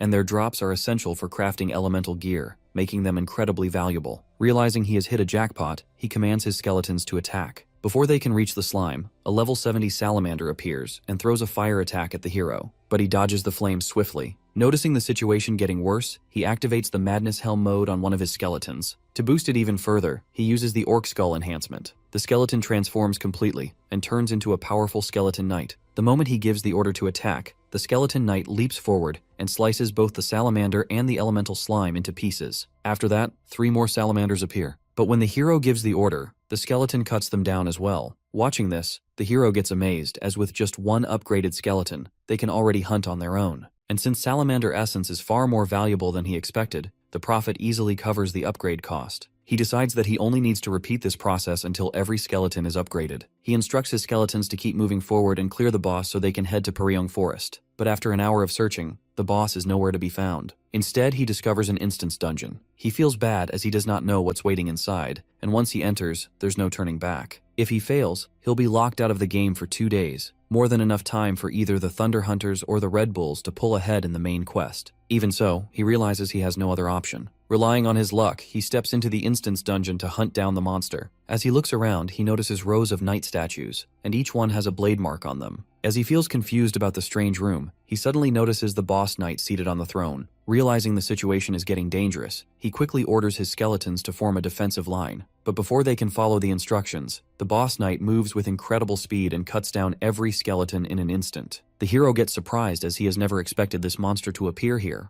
It's a spirit knight, a creature known for having one of the highest level battle AIs in the game. He has faced it once before in his previous life, at this exact same level, but back then, his entire guild was wiped out. He had no choice but to give up. This time, he refuses to repeat that mistake. He summons his skeletons again and charges at the spirit knight. The knight blocks both his attack and the senior skeleton's strike effortlessly. When another skeleton finds an opening and drives its sword into the knight's back, the hero expects at least some damage, but nothing happens. Instead, the knight releases a powerful shockwave, which defeats the skeleton and sends both the hero and the senior skeleton back. The hero realizes that normal skeletons or even the golem are useless against this enemy. Remembering the desperate battles of his previous life and how he managed to defeat far stronger monsters, he forces himself to fight. He leaps at the spirit knight alone and unleashes multiple slashes. But to his shock, the knight's speed suddenly increases, and it gives some serious injuries to him. While fighting, the hero manages to block one of the knight's strikes. That brief opening is enough for the senior skeleton to rush in and slice off the knight's arm. Meanwhile, in Sierra Canyon Village, the leader of the Red Bulls walks through town with his girlfriend. He admits that the village is doing better than he expected. She tells him it's because he is the one managing the area now. She mentions that they've also secured a stable supply route, so they will not be short on resources anytime soon. At that moment, the leader's curiosity about Heiho Mask rises again. His girlfriend insists that the boy is just a normal hunter who takes down low-level monsters. But the leader comments that the monsters may be low-level, but the way that boy defeats them is unbelievable. He explains that in this game, where players can actually feel pain, only 2 kinds of people dare to fight monsters stronger than themselves. These are the reckless ones and the true-born warriors. And Heiho Mask is both. Inside the dungeon, the hero feels relief when the senior skeleton cuts off the knight's arm. But then suddenly he watches the spirit knight form a new sword arm. He does not hesitate and leaps forward to strike again. Before he can reach it, the knight slams its blade into the ground, which causes a destructive shockwave. Despite the impact, both the hero and the skeleton land several slashes on the knight's body. Noticing their relentless attacks, the knight gets angry and suddenly leaps at the hero. The hero tries to block, but the force is overwhelming. The knight strikes his chest, to which he crashes back. As the knight is going for a finishing strike, the senior skeleton rushes in and takes the damage on itself. Seeing the skeleton sacrifice itself, the hero gets angry. He quickly throws multiple bombs at the knight and comments that he just needs one final push to win. But when the smoke clears, the knight stands alive. He reminds himself that elemental monsters barely take damage from magic. That's why he mixed skeleton fragments into the bombs. Activating the fragment's ability, he summons a swarm of skeletons that grab the knight tightly. Seeing the opportunity, the hero leaps forward, and by delivering multiple powerful blows, he finally kills the spirit knight. Doing this, the hero earns many rewards and a lot of money. He summons his senior skeleton, who checks on the condition of the remaining skeletons. The hero praises them for their efforts, to which the skeletons also feel good. Still, he feels puzzled about why he is still in the dungeon after defeating the boss. Just then, a treasure room suddenly opens in front of him. Getting amazed, he steps inside and finds a book containing the main quest story bait, something he has already read thoroughly before his regression. Feeling embarrassed about the reward, he prepares to leave. but a strange light erupts from the corner, signaling for another prize. Soon after, he arrives at Peryung Forest. Feeling confident that his level is now appropriate, he declares that it's time to begin the main quest. He summons all of his skeletons, now fully upgraded like his senior skeleton. This is thanks to the treasure room reward, an incredibly powerful skill called armament, which allows him to equip his summons with user gear. He thinks about how much stronger his skeletons will become with this skill. As he speaks to his skeletons, 3 men suddenly appear. They introduce themselves as members of the R2 family, but the hero ignores them and continues on his path. They call him and insist he at least hear them out. They explain that they are training in Peryung Forest, aiming to reach level 100, but the monsters here are too strong for them alone. They've been searching for party members, but no one has agreed to join. Once again, they plead with the hero to team up with them, but the hero beats them up and tells them that he has no intention of working with anyone. Saying that, he moves on. The 3 men feel bad as their last hope is also gone. As they are unsure of what to do next, they receive a help request from the Toon family, whom they had met before. Meanwhile, the hero encounters an ogre in the forest. He orders his skeletons to strike immediately, to which they agree. Moving swiftly, the skeletons tear the ogre to pieces in an instant. By the time he is done, the hero has defeated a total of 55 ogres at that spot. After facing the Spirit Knight, he finds most monsters far too easy now. Feeling confident, he remembers his ongoing quest to find armored monsters. Yet, despite his efforts, he has not found any trace of them so far. He realizes he can't afford to waste time like this, as the top 30 guilds have surely already begun the main questline. He considers asking the R2 family for information, but he does not want to work with anyone. As he is thinking this, suddenly he hears an explosive noise. When he investigates, he gets stunned to see that the sound comes from armored monsters engaged in battle with the R2 family. Amid the chaos, the family leader spots the boss of the monsters who is directing his underlings to attack. His companions frantically cast fire magic to hold the enemies off for as long as possible. They report that the Toon family has been almost completely wiped out and insist that they cannot face this many monsters alone. So retreat seems the only option. Assessing the situation, the leader acknowledges that their chances of defeating the monsters are extremely slim. Still, he resolves that they must use every remaining drop of mana to create an escape route and give the Toon family a chance to survive. The leader leaps at the monsters to hold them off and gives his companions time to escort the Toon family to safety. But one of the monsters lands a powerful punch, to which the leader crashes back. As the monster is going to crush him, the hero suddenly appears. Using his power, he cuts down the monster instantly. The leader gets surprised, but the hero clarifies that he isn't here to help. He is here to make sure they guys do not steal his kills. When he commands his skeletons to attack, they move with incredible speed and cut through the remaining monsters effortlessly. The leader is stunned as he has never seen a necromancer whose summons obey so perfectly. But the hero's skeletons operate on an entirely different level. When the last monster falls, the system notifies the hero that he has gained experience points. Feeling satisfied, he knows that the real challenge is still ahead, the boss of these monsters. As the boss monster prepares to attack, the R2 family warns each other that the boy has no chance of surviving. They get shocked when they notice the monster's black and red marbled eyes. It is a clear sign that this monster is linked to the main quest. They explain that corrupted monsters are 3 times stronger than normal ones, and there's no way the hero could defeat it alone. Ignoring their warnings, the hero leaps at the monster and delivers multiple strikes. The monster feels angry, but the hero activates his powerful skill and defeats it instantly. The R2 family also gets stunned by what they have just witnessed. The system notifies the hero that he has earned a huge sum of money from the kill and gained a level. He thinks that now he only needs to return to the NPC and continue the main quest. But first, he considers how the monster's drops will be divided. There were 20 black orcs and 1 helm ogre, meaning the rewards are enormous. However, he knows that the player who strikes the monster first gets to decide how the loot is split, and that chance has already gone to the R2 and Toon families. He recalls that while the families were struggling against the monsters, he had been watching them from a distance. But when he sensed the danger, he couldn't hold back and jumped into the fight on his own. As he reflects on this, the R2 family approaches him and thanks him for his unexpected help.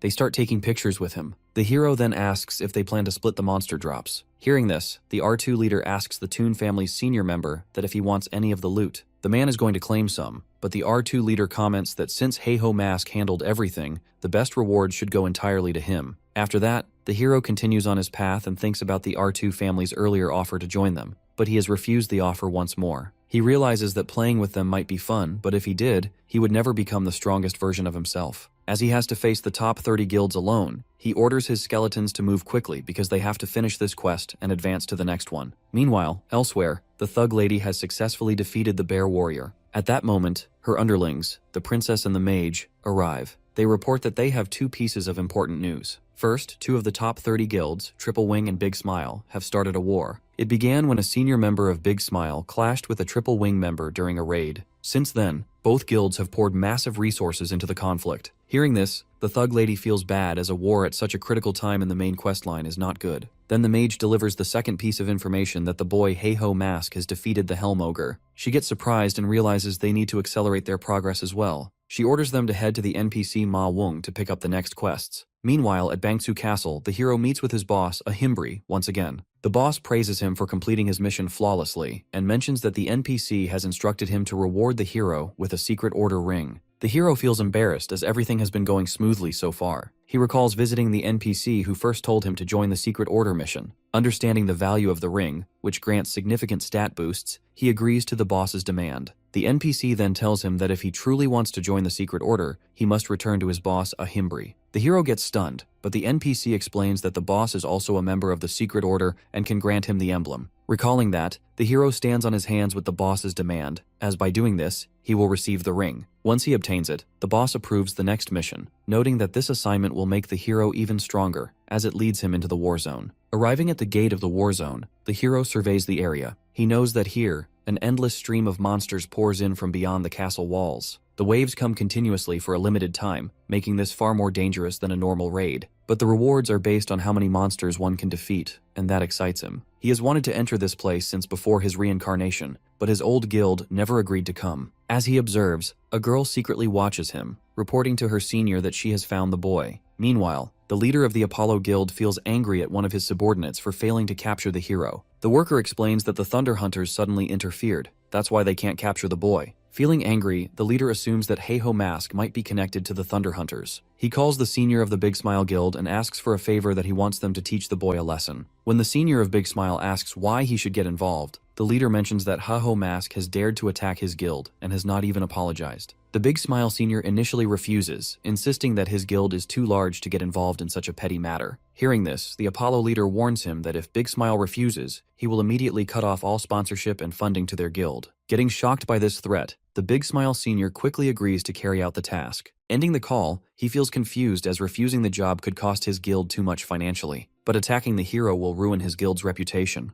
Just then, the girl who has been secretly observing our hero's movements approaches him. She is actually a reserve member of Big Smile and offers her help in taking down the hero. The senior realizes that this is a way to protect the guild's image while still dealing with the problem. The girl assures him that she will do everything in her power to eliminate the boy. Meanwhile, all the participants gather in front of the battlefield gate, including the hero. The castle captain starts explaining the rules. He announces that the gate will soon open and warns that beyond the walls lies a lawless zone, crawling with monsters. He mentions that the castle gates will remain closed for the next 14 hours, and rewards will be distributed based on how many monsters each participant defeats during that time. In addition to the general rewards, the captain announces special missions for defeating different types of monsters. The hero is assigned a blue giant monster, with the prize being a unique skill book. He gets amazed to see this as the unique skill books grant rare and high-rank skills, and he has only seen a few in his entire past life. As he talks about the reward, others nearby overhear him, and they feel greedy about this reward. The moment the gate opens, the hero immediately activates his speeding skill and rushes into the battlefield, as he wants to defeat the monsters before anyone else can reach them. Seeing this, the other participants grow angry and decide to chase after him. But just then, the Big Smile assistant girl appears and offers to lead them as a team. One of the men says that she is a newbie and couldn't possibly defeat the hero on her own. To everyone's shock, she delivers a powerful strike to the man and throws him aside. She explains that she knows everyone wants the unique skill book, and if they follow her orders, she will make sure they get it after the hero is defeated. Hearing this, the group accepts her as their leader, and they head into the battlefield together. From a distance, the hero watches them quietly. He realizes they've formed a team solely to take him down. He feels bad as he was already planning to focus on hunting monsters, and now he has to deal with these thugs as well. Still, there is no problem for him as he has already found a way to handle them. The girl feels pride as she rallies so many people under her command. She dreams of the moment she defeats the hero, imagining the Big Smile leader recognizing her efforts and officially welcoming her into the guild. In her mind, her subordinates treat her like a queen. Suddenly, the noise of approaching monsters snaps her back to reality. She gets shocked to see an overwhelming number of powerful monsters charging toward them. She quickly orders her team to prepare, instructing them to take down the monsters one by one.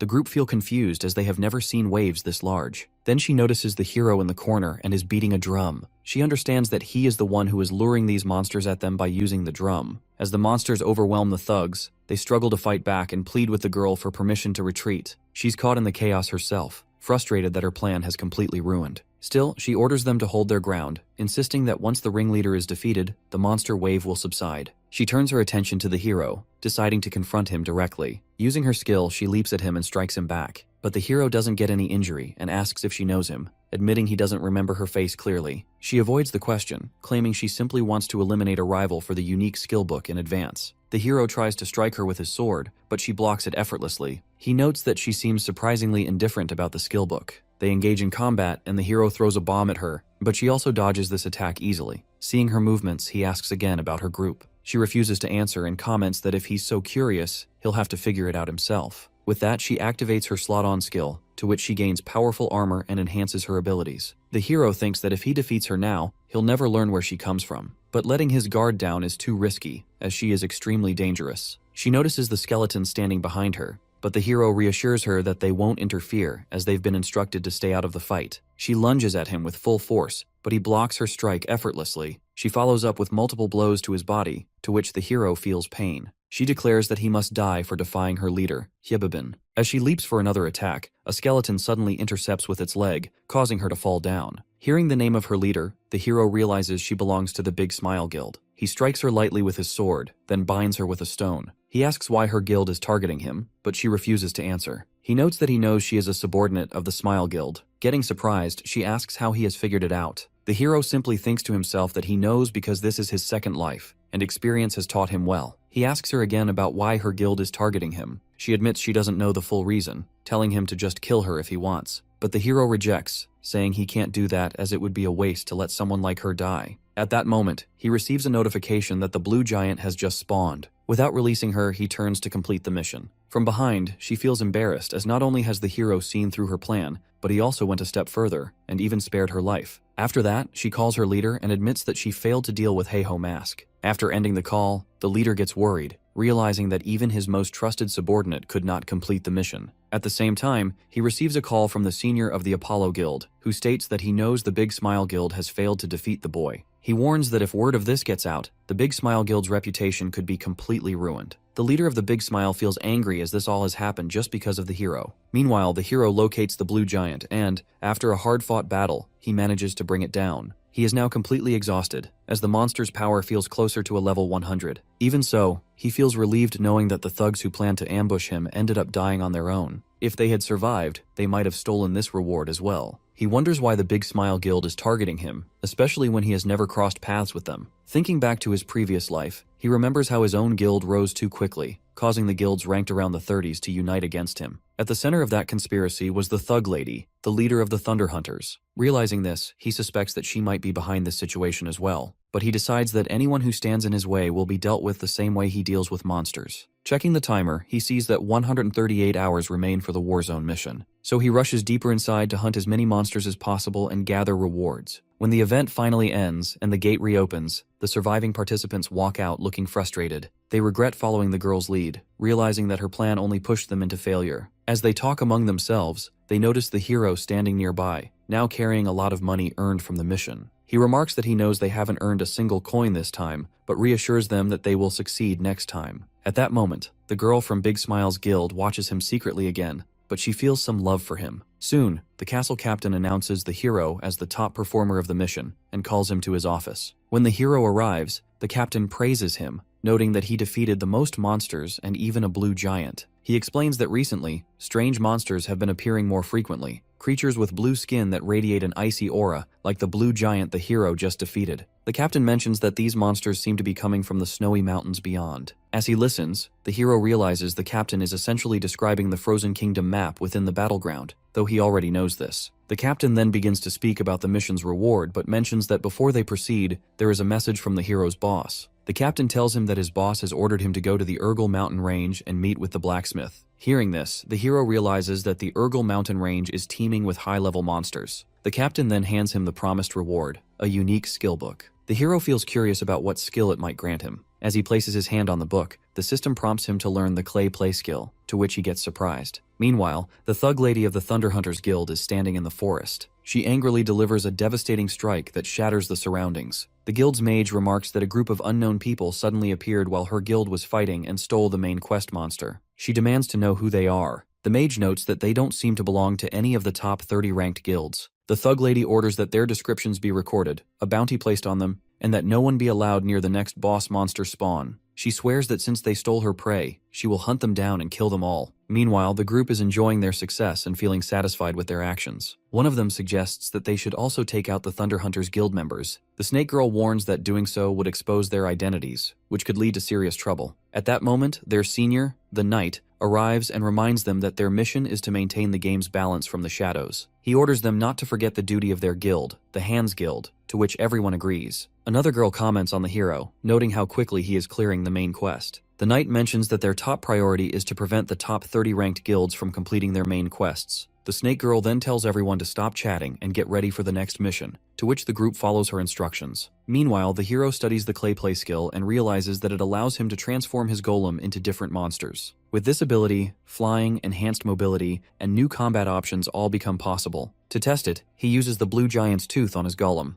A bright light bursts from the golem, and he waits eagerly to see the result. To his surprise, when the transformation finishes, the golem becomes a tiny version of the blue giant. The system explains that this happened because his rank is still too low. Accepting this, he heads toward Urgle village. He blames himself for expecting too much from the skill, but he also understands that a powerful ability like this won't reach its full potential so easily. He decides to raise the skill's rank slowly and focus on the main quest for now. Reading the quest to meet the blacksmith, he thinks about how well he knows that man. The blacksmith is part of the secret order and is the most famous craftsman in the game. Countless epic items with incredible stats were created by him. With that in mind, the hero reaches the blacksmith's home, only to find it empty. Suddenly, the blacksmith appears from behind and strikes him with full force. Because of this, the hero's HP drops. The blacksmith comments that people these days are weak. He mentions that in his time, everyone was much stronger. The hero recognizes him and asks why he attacked him. The blacksmith replies that it was only a test, to which the hero feels confused about what kind of NPC randomly beats someone as a greeting. Before he can react, the system notifies him that he has earned 2 titles just by meeting this man. Getting surprised, the hero grabs the blacksmith and begs him to give him any task, claiming he wants to serve under him. The blacksmith gives him a pouch as a new quest. By throwing him out of the house, he orders him to deliver the pouch to Beheim Forest. The hero doesn't feel upset as he knows this quest can reward him greatly. Reading the quest details, he realizes he will have to meet the elves in that forest. The problem is that elves are usually hostile toward humans and hide deep inside the woods, constantly moving to avoid being found. Thinking about how to handle this, the hero suddenly gets an idea. He begins beating drums in the center of town, announcing that he is buying information about Beheim Forest. The act is embarrassing, but he has no better option. As he continues, a powerful figure named Pitbull Singh suddenly appears. Seeing him, the hero gets surprised as the guy is one of the top 100 rankers. The crowd also wonders about why such a high-ranked player has shown up. Some even whisper that he might be here to challenge the hero. The hero thinks back to his past life, remembering that he once fought this guy and managed to defeat him. But now, with his current low level, he isn't sure he can win if they end up fighting again. As people comment that the hero looks completely outmatched in front of this guy, the hero feels angry. The guy says he heard the hero is looking for information about Beheim Forest. He assures him that he can tell him everything he wants to know. When the hero asks the price for that information, the guy replies that he wants to confess his love. Hearing this, everyone gets shocked as they assume that the guy intends to confess his love to the hero. After that, both the hero and the guy run into the forest, trying to escape the chaos behind them. The hero feels exhausted, to which the guy urges him to calm down. But the hero gets angry as this entire situation is the guy's fault. First, he made that shocking statement in front of everyone, and now the whole town is chasing them, assuming something completely different. The hero tells him directly that he plans to reject his confession. The guy gets stunned and explains the real situation that a few months ago, while hunting in this area, an elf girl appeared before him. He fell in love at first sight, but she disappeared as quickly as she came. Since then, he has waited in that same place for months, gathering every piece of information he could from residents and nearby NPCs. He searched all the spots where people claimed to have seen elves, but he never found her again. Just when he was about to give up, he spotted the hero gathering information about elves. That is why he approached him, as he wants the hero's help in finding that elf girl. Hearing this all, the hero finally understands the situation. He knows he must finish his quest quickly, and this guy is the only person who has any real clues about the elves. With that in mind, he agrees to let him join and asks him to lead the way to the place where elves are most likely to appear. They eventually arrive at a waterfall. The guy explains that, based on all the information he has gathered from local residents, this waterfall is the location where elves are seen most often. The The hero asks if monsters appear here as well. The guy confirms, mentioning that large monsters especially tend to show up in this area. The hero decides to start by hunting those monsters. At this moment, a massive level 90 snake monster emerges from the shadows. The guy prepares to fight, but the hero stops him and comments that he will handle it alone. He leaps at it to attack, but the monster strikes him hard, to which the hero crashes to the ground and starts crying. As the snake is going for another attack, some powerful arrows suddenly shoot out from the shadows, which kill the monster instantly. The hero then remarks that NPCs never fight monsters. Whenever they encounter danger, they simply run. That means the local residents must have been chased, and the mysterious helpers stepped in to save them. As he says this, the elf girls reveal themselves. They are the ones who defeated the snake monster, and the hero's dramatic performance earlier was only an act to draw them out. He introduces himself and explains that he has come on behalf of the blacksmith, requesting permission to visit the elves' village. But to his shock, the elf girls aim their arrows at him, accusing him of deceiving them. They insist that the blacksmith would never trust someone like him with such a task. At that moment, the other guy apologizes for misleading them. He tells their senior elf that he came to meet her specifically because they encountered each other once before in this forest, and he fell in love with her at first sight. When he confesses his feelings, she unexpectedly accepts them. She even agrees to guide both of them to her village. Seeing this all, the hero gets completely stunned. As they make their way toward the elf village, the hero warns the guy to be careful as the pretty elf girls can be unpredictable. The guy clarifies that it's not because she's attractive. For him, elves represent fantasy itself. In the games he loved as a child, elves were always symbols of adventure and wonder. Exploring a world like that and adventuring alongside such companions was a lifelong dream. He then asks the hero if he's playing the game to chase a similar dream. The hero comments that he has no such fantasies. His only goal is to become the strongest in the game and crush anyone who ever looked down on him. The guy warns him that by chasing strength for revenge, he risks becoming just like those who once betrayed him. Hearing this, the hero gets angry and punches him hard. He shouts that those are the empty words of people obsessed with dreams and happiness. He asks if the guy even knows what it's like to struggle every day just to survive,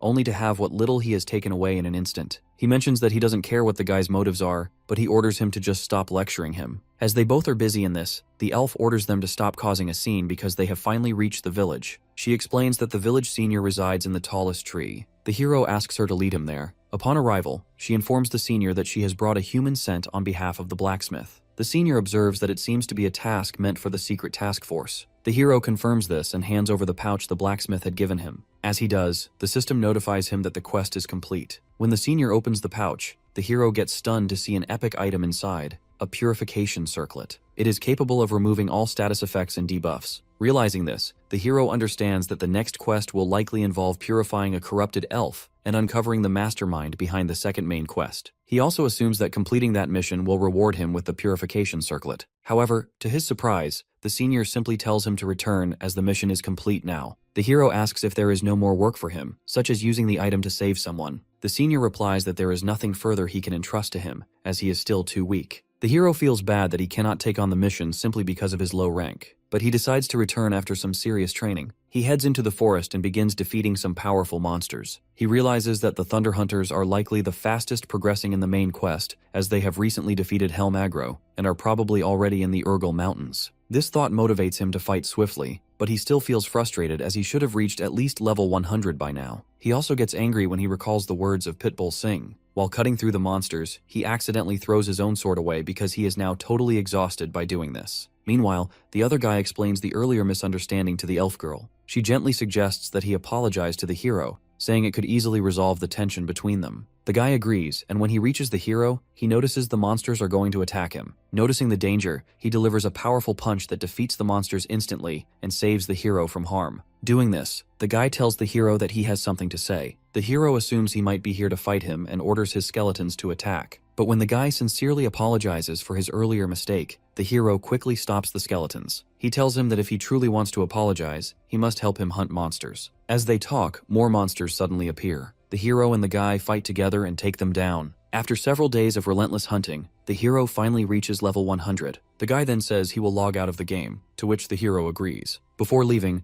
the guy teases him again, which makes the hero angry once more. The hero then heads to the senior elf. Observing him, the elf remarks that the hero now seems capable of handling the next mission and hands him the purification circlet. The hero gets surprised as he has now received the next quest, Corrupted Elf. When he asks where he needs to go, The senior elf admits he doesn't know and leaves, because finding the route is our hero's responsibility from now on. After that, the hero begins searching for the corrupted elf, but he feels embarrassed as the map is enormous, and he can't complete the quest by wandering blindly. He thinks that just when he believed the level problem was solved, new challenges keep piling up. He mutters that he will need to gather information again, but public trades like last time are risky. Revealing keywords like corrupted elf for a main quest would attract swarms of curious players. Still, he isn't worried as he has his own methods. Although it isn't confirmed, he suspects that the corrupted elf's role is to raise armies of monsters. He gets a plan. By circulating notes offering to buy the locations of newly spawned monsters for money, uninformed players will bring him information without realizing his true goal. He can then compile all the data and use it to pinpoint the corrupted elf's location. As he publishes the post on his channel, the first informant suddenly approaches him. When he sees him, he gets shocked to see that the person is none other than the leader of the Red Bulls Guild. In fact, the leader had been with his team when his girlfriend noticed the new post by the boy known as Heiho Mask. She points out that this time, the boy is asking for the locations of recently spawned monsters. Instantly, the leader realizes that hunting monsters is likely not the boy's true goal, as he may be aiming for something much bigger. So the leader tells his girlfriend that he will track down the boy and deal with him personally. At that moment, the hero feels frustrated. He had only planned to track down some low-ranking guild members, but now the leader of the Red Bulls has appeared out of nowhere. Deciding that the best thing is to quietly escape,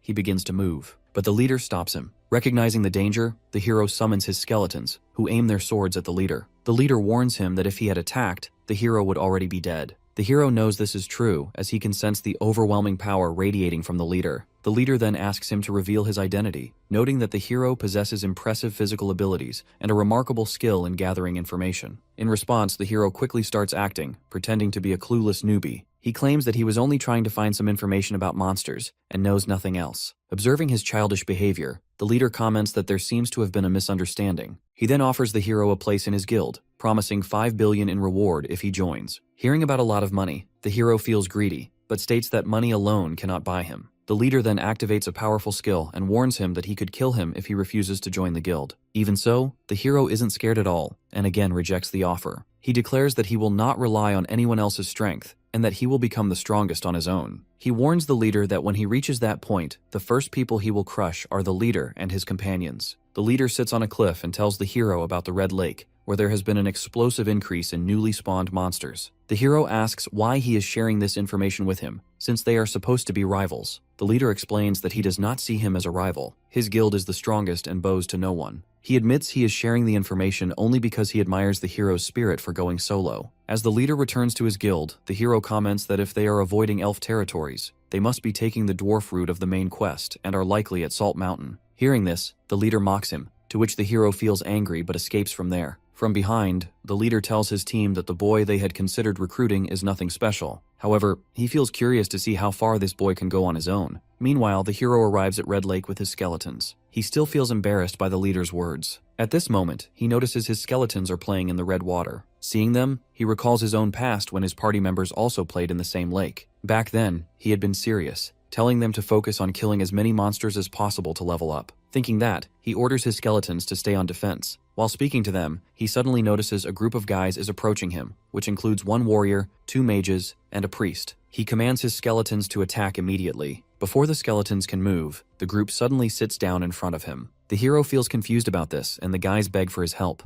The group explains that they need the hero's help to hunt the corrupted gray cockatrice. The hero asks why they can't handle it by themselves. They introduce themselves as the second raid team of Golden Brother, a fairly well-known guild considered one of the promising next-generation top 30 guilds. But they are treated like leftovers within it. The hero interrupts them, telling them not to waste time with their story and to simply explain what they need. They plead for his assistance, saying that if they fail, they will be kicked out of the guild. The hero initially rejects their request. They beg again, explaining that they have nowhere else to turn, and even offer 20,000 gold. But the hero refuses as the reward is too small. Finally, they promise to give him every byproduct from the hunt. Hearing this, the hero feels interested and finally agrees to help. At that moment, they recall a past incident when they were caught by the Apollo Guild for taking a loan. They request the guild leader to give them some time. The guild leader gives them a chance that they must kill the boy Heiho Mask. The group gets stunned, unsure how they could possibly succeed against such a skilled player. The leader reassures them that he will provide top-tier equipment, insisting they must use it to eliminate the boy. He also warns them that if they fail to complete this mission, they will rot in the slave mine for lifetime. Recalling that, they realize that they have nowhere left to run. They make a plan that when the hero lets his guard down while fighting a strong monster, they will all strike together to take him down. At that moment, the corrupted gray cockatrice monster appears, whose level is 120. The hero tells the others that he will focus on stripping the monster's armor, so they will have to handle the rest. He channels his strength into his legs and leaps toward the creature. The cockatrice launches multiple feather strikes, but the hero dodges them effortlessly. Moving swiftly, he strikes repeatedly at the monster's armor and tears it away. Seeing this, the team gets surprised and the hero announces that all the monster's armor is gone, only the helmet remains. He leaps at its head for the final strike. At that moment, the group launches powerful fire attacks at him, hoping to kill him. Because of their attack, the corrupted gray cockatrice gets instantly defeated. They feel relief as, according to them, the hero is dead. But to their shock, our hero is still alive. He explains that he anticipated their betrayal as they are desperate and helpless, but they are using top-tier equipment to try to defeat the monster. Without hesitation, he activates his powerful skills and summons his skeleton companions. Leaping at those thugs, our hero declares that now, they will all pay for their sins. The thugs attempt to cast more magic at the hero, but they get shocked when they realize the cockatrice is still alive. As the hero deals with them, the system suddenly alerts him that the corrupted elf has appeared nearby. He scans the area and notices she starts escaping. The hero orders his skeletons and the thugs group to hold off the cockatrice until he returns. Saying that, he himself starts chasing the elf. He sees this as his perfect chance. If he captures her now, he can save a huge amount of time on the quest and secure first place in the main story. He activates the speed skill, but feels confused as he still can't close the distance. He throws several bombs at her, which causes massive explosions, but she dodges them all easily. As the time is running out, he plants a bomb beneath his own feet. The explosion launches him forward at high speed, but just as he reaches her, he gets shocked to see the corrupted elf suddenly strike herself and collapse. Without wasting a time, he uses the purification circlet on her, to which she regains her senses. At that moment, she hands him a letter. The system notifies the hero that he has successfully completed the quest. He also notices that she has already vanished from the surface. He understands that her disappearance means the quest required her to end her own life once it was fulfilled. Meanwhile, the thugs are still struggling against the cockatrice, and the skeletons are not helping them. The hero arrives just in time, and by summoning his golem, he finishes off the cockatrice easily. The thugs apologize for betraying him and confess that the Apollo Guild ordered them to kill him. Hearing this, the hero feels confused about why that guild wants him dead by using such rare items. As he is thinking this, he realizes he must take action before things get worse. He orders the thugs to hand over everything they have, and tells them that, from now on, each of them owes him 1 million gold every week. Meanwhile, at the Big Smile Guild, the leader is relaxing. An informer rushes in and reports that the Red Bulls Guild has just declared war on them. The leader gets stunned and the informer mentions that the Red Bulls claim it is payback for attacking the boy Heiho mask. As the leader tries to process this, another informer arrives with more bad news. The unique items the leader had lent to the Apollo Guild a few days ago have suddenly appeared on the marketplace. When the leader demands to know who is selling them, the informer answers that it is none other than the Heiho mask. Meanwhile, walking through the forest, the hero thinks back to when he returned to the elder of the elf village after completing his quest. The elder asked him to leave the purification circlet behind. He also gave him the next mission to uncover the secret hidden at the location marked on the corrupted elf's keepsake. Remembering this, the hero realizes the keepsake refers to the letter the elf girl gave him. But when he opens it, the sentences look strange as they are written in a way a normal person can't understand. He realizes that he needs help from Pitbull Singh, the one person he knows who can read the elven language. He heads to meet him and gets stunned to find several elf girls serving him. When one of the girls complains that he doesn't love her, the guy gently replies that he loves everyone. Hearing this, the hero strictly asks why he is playing around with all these girls. The guy explains that, to stay in the elf village, he needs the villagers to like him, so he does whatever keeps them happy. The elf girls warn the hero to stay away from Pitbull, but the guy gently calms them down, assuring them that the hero isn't doing anything harmful. The hero then shows him the letter and asks him to translate it. After reading it, the guy explains that a place watched over by eagles likely means a high location, and a place with blue clouds must be referring to the blue mist in the forest. He tells the hero to stop gaming so much and read some books like he does, but the hero feels angry about this. Later, the hero stands alone in the deep forest. He feels embarrassed as he has always believed elves disliked humans, yet they seem to adore Pitbull Singh. At that moment, a level 110 Smogrian appears, but by moving swiftly, the hero takes it down instantly. Even after the fight, he feels uncertain as all he has encountered so far are Smogrians. He wonders whether he is even in the right place. He remembers the guy's warning to be cautious as, after all, the Sweepers Guild, one of the top 30 guilds, controls this area. As he is thinking, a strange man suddenly steps out from the shadows and demands to know the hero's identity. With his power, the man changes the entire forest around them. The system identifies him as a corrupt comrade named Avon. The hero realizes that this means the man is connected to the main quest. The guy leaps at him, but the hero blocks the attack and forces him back. He then sends his skeletons to strike, but the guy destroys them easily. Feeling angry, the hero unleashes multiple strikes, but to his shock, every wound the guy receives heals instantly. The system warns the hero that physical attacks are useless against this creature. The hero orders his skeleton mage to attack next, but the guy leaps in and takes it down as well. Noticing the situation getting worse, the hero feels confused about how he is supposed to defeat such a powerful monster all by himself. Heiho Mask is still fighting the corrupt comrade, but the problem is that neither physical attacks nor magic attacks are working on him. Instead, the comrade swats everything away as if he is brushing off a fly. Even our hero is confused, because he has never faced someone like this in his previous life. For a moment, the mission feels like suicide, but then he remembers that he is the hero of this story, so he decides to go all out. He casts Skeleton Fragment Madness Helm, causing skeletal warriors to erupt from the ground, and follows it up with the Curse of Sloth Corrosion Spirit aimed directly at the comrade. However, Heiho Mask once again underestimates his opponent. With only a few casual swings of his sword, the corrupt comrade wipes out every skeleton warrior in a single strike, as if they were nothing at all. Even our hero is shocked, but the corrupt comrade is far from finished. Once again, he leaps forward toward the hero. Heiho Mask blocks the attack and realizes that if the skeletons were not strong enough, then he will have to defeat the corrupt comrade himself. With that resolve, Heiho Mask lunges forward. The monster fights back just as fiercely, and our hero finds it extremely hard to land even a single clean hit. He cannot strike him properly, and they clash and slide past each other again and again. Heiho Mask grows frustrated, so he summons a golem from the ground. The massive creature grips the corrupt comrade tightly in its hand, and our hero seizes this chance to strike. At the very last moment, the corrupt comrade drives his sharp sword straight through Heiho Mask's body, and blood spills out. Instead of panicking, our hero smirks, because this is exactly what he planned. He has already placed a curse on himself, and because of it, the comrade's movements become temporarily restricted. Heiho Mask then summons skeleton mages all around the corrupt comrade and declares that this time he has truly gone all out. With a single flick of his finger, the skeleton mages unleash a devastating blast on the comrade. After the explosion, Heiho Mask sits a short distance away, coughing heavily from exhaustion. A system notification appears, showing that he has completed the quest and earned the title Corruption Destroyer. Still, he feels frustrated because the war watch he collected does not take any physical damage. Even so, he feels grateful that he managed to defeat the monster, because it was a truly difficult fight. He uses a health potion to restore himself, but then he notices movement in the ashes. Someone is emerging, and it is indeed the corrupt monster. Our hero pulls out his sword again, irritated and shocked that the enemy is still alive. The truth is that Heiho Mask is no longer in a condition where he can keep fighting. The comrade raises his sword, but instead of swinging it at Heiho Mask, he drives it into his own head and collapses onto the ground.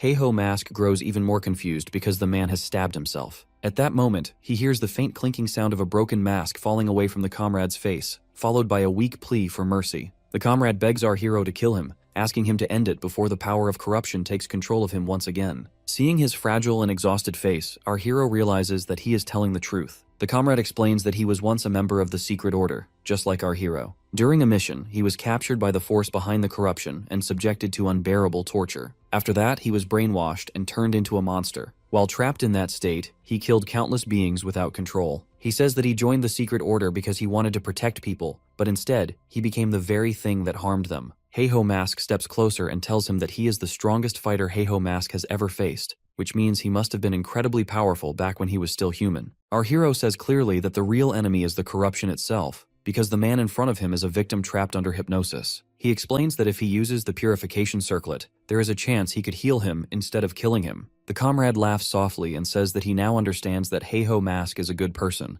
and he feels relieved knowing that. He grips our hero's hand, and before Heiho Mask can react, the comrade says his farewell. His body fades into thin air, leaving only his sword behind. A system notification appears, informing our hero that he has completed the side quest Inheritance. Heiho Mask realizes that this was yet another hidden quest, and this time he feels genuinely irritated with the game. On the other hand, Cheaseolian finally finishes dealing with the dragons. Even after the rampage ends, she remains frustrated, because Heiho Mask is working with the Red Bulls instead of her clan, a clan that could give him everything he could ever want. As she sulks over this, her two clan members grow worried and confused. The boy believes that she only wanted to recruit talented players like our hero, but he realizes that this is not the truth. Cheaseolian is obsessed with Heiho Mask himself, and he does not like seeing her in this state. He suggests that they should return for now, but before he can even finish speaking, someone interrupts them. A knight approaches Cheaseolian, saying that he needs to speak with her. The The moment he appears, both clan members tense up, frustrated and unsettled, because they did not even sense him coming. But Cheaseolyeon remains calm. She says that she has no reason to talk to someone she does not even know. At that moment,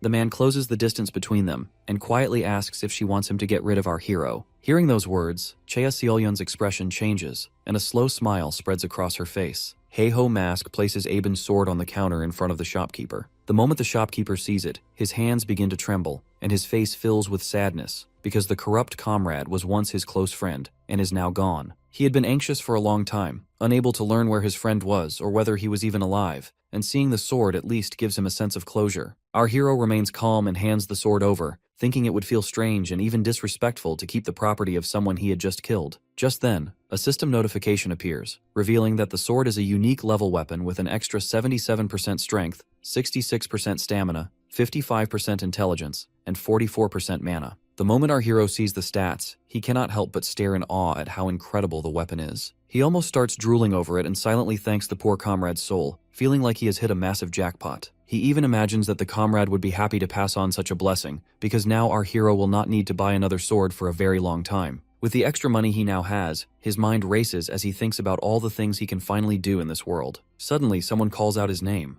Heiho Mask turns around and freezes when he sees a huge crowd gathered in front of him. They are not there to talk or negotiate. They rush toward him all at once. Our hero panics slightly and shouts, asking who they are and how they even recognized him when he is not wearing a mask. At that moment, his watch starts blinking. It is Anna on the line, telling him that he is basically in serious trouble, because there is a bounty on his head on the dark web worth around 100 million gold. Heiho Mask cannot believe that someone would place such a massive bounty on his head, and to him it means only one thing. Seolyeon is targeting him. At the same time, Seolyeon is speaking with Mark, the man who has just offered to kill our hero for her. She asks him why he wants to do it, and Mark explains that our hero is actually a werewolf. He compares the situation to a game of chess, saying our hero is a pawn, but an illegal one, a rule breaker who does not move according to the rules of the game. Mark claims that eliminating Heiho Mask is the only proper move. He tells her that several guilds have already joined his plan, and once the Thunder Hunters join as well, they can wipe Heiho Mask out together without any trouble. The queen starts to smile, and Mark thinks she is about to agree with him. But in the very next second, she slams him to the ground and steps on him in anger. She recognizes him as the same man who was with the group that stole the boss she was fighting last time. She makes it clear that she hates thieves and robbers, and she does not work with people who steal what belongs to her. Mark realizes that he has made a fatal mistake. He swings his sword at her in desperation, then immediately turns and runs away. One of the queen's clan members tries to chase him, but Cheaseolyeon stops them, knowing it would be pointless just like before. Instead, she orders her members to contact all the guilds and warn them that Heiho Mask belongs to her, and if anyone dares to touch even a single hair on his head, they will all die. Meanwhile, Mark keeps running, speaking to his computer screen as he reports to his boss that the negotiations with the Thunder Hunters have failed, and he even begs to be punished in any way his boss sees fit. Mark asks his supervisor if he should go and eliminate our hero on his own, but the supervisor refuses. He says it would be a mistake to act so openly, because Mark is his secret wildcard. He explains that the trap is already set, and now it is only a matter of time before our hero walks straight into it. Time is on his side. With that thought, he looks at the massive crowd charging toward our hero, confident that this chaos will do the work for him. On the other hand, our hero feels nothing but irritation. Even if he defeats everyone in front of him, more people just keep coming. Anna is completely panicked and explains that of course the crowd is this huge, because anyone who captures him will earn 100 million. Right now, Heiho Mask is basically a walking lottery ticket. She asks who he managed to anger so badly to end up in this situation. At first, Heiho Mask tries to deny it, but then he remembers all the people he crossed along the way. He realizes he has made more enemies than he thought. Still, there is only one person powerful enough to cause something like this, and that is Cheaseolyeon. But her personality is fierce and direct, and she would have come to kill him herself instead of sending others, which makes the situation even more confusing. Anna, now on the verge of tears, begs him to stay safe and asks what he plans to do. At this rate, they will not even be able to continue the game. She takes responsibility, saying she works for him and even gets paid by him. That is when Heiho Mask suddenly gets an idea. He decides to shop and purchases a wyvern skull, vowing to uncover who is really behind all of this. With that, he summons a golem from the ground. The crowd freezes for a moment in shock before charging again. Our hero then pours all of his stats into skill play and activates the wyvern skull, allowing the golem to change its form. Still, Heiho Mask is not exactly happy about it. He had saved that money for good food, and now his balance is completely empty. But thanks to the golem, which has now transformed into a dragon, he finally has a way to escape this nightmare. Before leaving, our hero turns back and taunts the crowd, daring them to catch him if they can. Heiho Mask flies into a beautiful sunset, while the crowd that attacked him just minutes ago gathers below, frustrated and helpless as they watch him escape. Their shouting and insults mean nothing to him. To our hero, they are nothing more than small ants he could crush at any time. Still, killing them would solve nothing, because it would not move him forward in the game. What he truly needs is to find the source of the problem, and the only way to do that is to send a clear message. So he contacts the Thunder Hunters Guild and sends a message directly to the Cheaseolyan, Shiro, requesting a private meeting, which is exactly what she has been hoping for. Later that night, Heiho Mask arrives at the Butterfly Garden. The queen is already waiting for him. She greets him with a mocking smile and asks why he suddenly wants to meet her, especially when he ignored her request for an audience before. Our hero has no interest in playing games. She is one of the people who tormented him relentlessly the day before he regressed, and she was the one who pushed his party members into betraying him. He wants to kill her on the spot, but he knows it would do him no good. He forces himself to calm down and asks if she is the one who placed the bounty on his head. The queen takes offense at the question and flatly denies it. Heiho Mask does not believe her. He accuses her of doing it out of spite, because she could not stand the fact that he left her guild and started taking everything for himself. His anger finally boils over, and he starts shouting at her, asking if she enjoys ruining people every chance she gets. By the time he finishes, his body trembles with rage. Shiro, however, looks amused. She tells him that her answer does not even matter, because he already decided not to believe her. No matter what she said, he would have doubted her anyway. Her words trigger a sharp sense of déjà vu in Heiho Mask, because she said the exact same thing before he regressed. As he looks at her strained and irritated expression, he suddenly remembers that there was an unknown person looking for him, and that is suspicious. He realizes that something feels off, because even in his past life something like this happens. He remembers that something suspicious moves behind closed doors, and after he turns that mysterious onlooker down, he ends up dead. When he snaps out of his thoughts, he sees that Shiro looks annoyed that he would think so poorly of her. Our hero does not give her any more attention, and instead focuses on that unknown ranker who is bold enough to enter the Thunder Hunters. That alone means it is likely those same people who killed him before. He feels like one piece of the puzzle is still missing. He decides to leave, but he is now sure of one thing. The Cheaseolyan is not, or at least is not fully, the mastermind behind everything. Just as he turns away, she calls out to him and once again offers for him to join her guild. This time our hero snaps back angrily, telling her she is getting on his nerves, because when someone refuses, they should learn to back off. Before he can finish, she cuts in and says that he clearly dislikes her. She admits she does not know why, but she is used to people hating her without reason. Still, she gives him one honest piece of advice. He cannot stand alone against someone willing to place a bounty of 100 million gold on his head. He needs to come under her banner so she can protect him. She promises she will never force him to do anything he does not want to do. That is still not enough for Heiho Mask. He would rather die than join her guild, because the last time he did, he actually died. Cheaseolyan argues that he should not be so stubborn, but our hero ignores her again. He says he will become the strongest with his own power, and that is a promise he made to himself. The queen falls silent, shocked by his willful thinking. Even Heiho Mask feels confused about why he says it so boldly. In the next moment, the queen smiles and wishes him luck. She says she is one of his strongest contenders, so he should prepare himself, because she plans to give him real competition. Heiho Mask thinks she is insane, because she is declaring war on him with a smile. He tells his golem to fly away as Cheaseolyan waves him goodbye. Heiho Mask looks back at the beautiful woman and realizes that before his regression, she was once normal too. Something must have happened before that time to turn her into the person she becomes. Whatever it is, he decides he will uncover it after he crushes the people behind the bounty. Suddenly, Anna's panicked voice comes in again and asks what he did, because a wanted poster now spreads everywhere. It states that whoever kills our hero will receive 100 million gold. She asks if he somehow found a sponsor willing to offer that much money. Our hero replies that it is not a sponsor, it is just one crazy woman who is after him. Elsewhere, at Mazandra Castle, a group of hooligans bully a young girl. She trembles in fear, injured, scared, and barely able to speak as she begs for her life. They kick her again and again and try to punch her, until a silver-haired boy suddenly stops them. He turns to the girl and asks if she is the quest target. The girl replies that her name is Git, and she has no idea what a quest target is. At that moment, Heiho Mask realizes this event has not happened yet. He asks her to come with him for a moment. One of the bullies gets angry at how Heiho Mask speaks to them and charges at him. What he does not realize is that our hero is a master fighter. With a single punch, Heiho Mask takes them all down. Git stares at him, realizing he is far from an ordinary person. Our hero then introduces himself as just a good-natured citizen passing by, even though deep down he knows that he is not a good person at all. Our hero turns toward Git, who now bows deeply in respect, thanking him for helping her and saving her life. She trembles with fear and says she had already given up the quest, and if it were not for him, she would have given it away. She cries openly and keeps apologizing, but Heiho Mask does not care about her emotions. He goes straight to the point and asks if the quest she was almost robbed of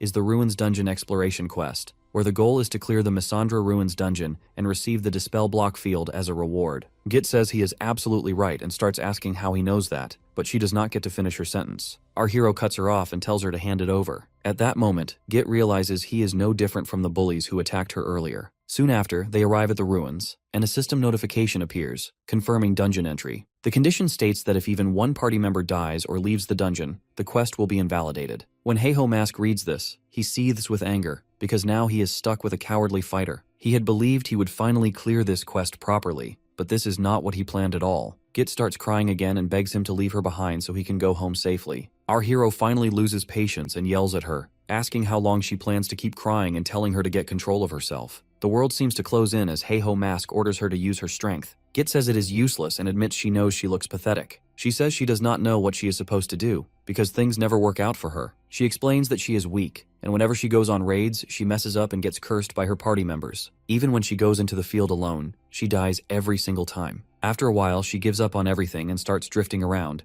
only taking small village NPC quests to stay safe. During that time, she accidentally meets the hidden quest condition and unlocks the ruins. When she learns that the quest rewards a title, she cries tears of happiness, because for the first time it feels like the game acknowledges that even someone weak like her can still be a player. She asks Heiho Mask if he really thinks she wants something that powerful stolen from her. She says she only gives up because there is no way she can defeat him. Git keeps crying as our hero finally lets go of her. He tells her she can keep running away her entire life, but no matter what happens, he is going to clear this dungeon. Just as he turns to leave, he suddenly stops and looks back. He tells Git that just because she has lived a weak life until now does not mean it has to be her destiny. He says she can still pull herself together and fight against the odds. Those words sink deep into Git's heart. When she realizes Heiho Mask has already walked away, she considers logging out for good. Then fear grips her, because if she leaves, she does not know what our hero might do to her for invalidating the dungeon quest. With no other choice, she quietly enters the dungeon. The moment she stands up, she freezes in terror as a giant bug monster appears right in front of her. Before she can control herself, she screams and runs toward Heiho Mask. He quickly realizes a swarm of giant bees is charging straight at them. He pushes Git aside, draws his sword, and slashes through the bees one by one. Git cries in panic as our hero fights without hesitation. 1 hour later, both of them sit exhausted on the ground. In the very next second,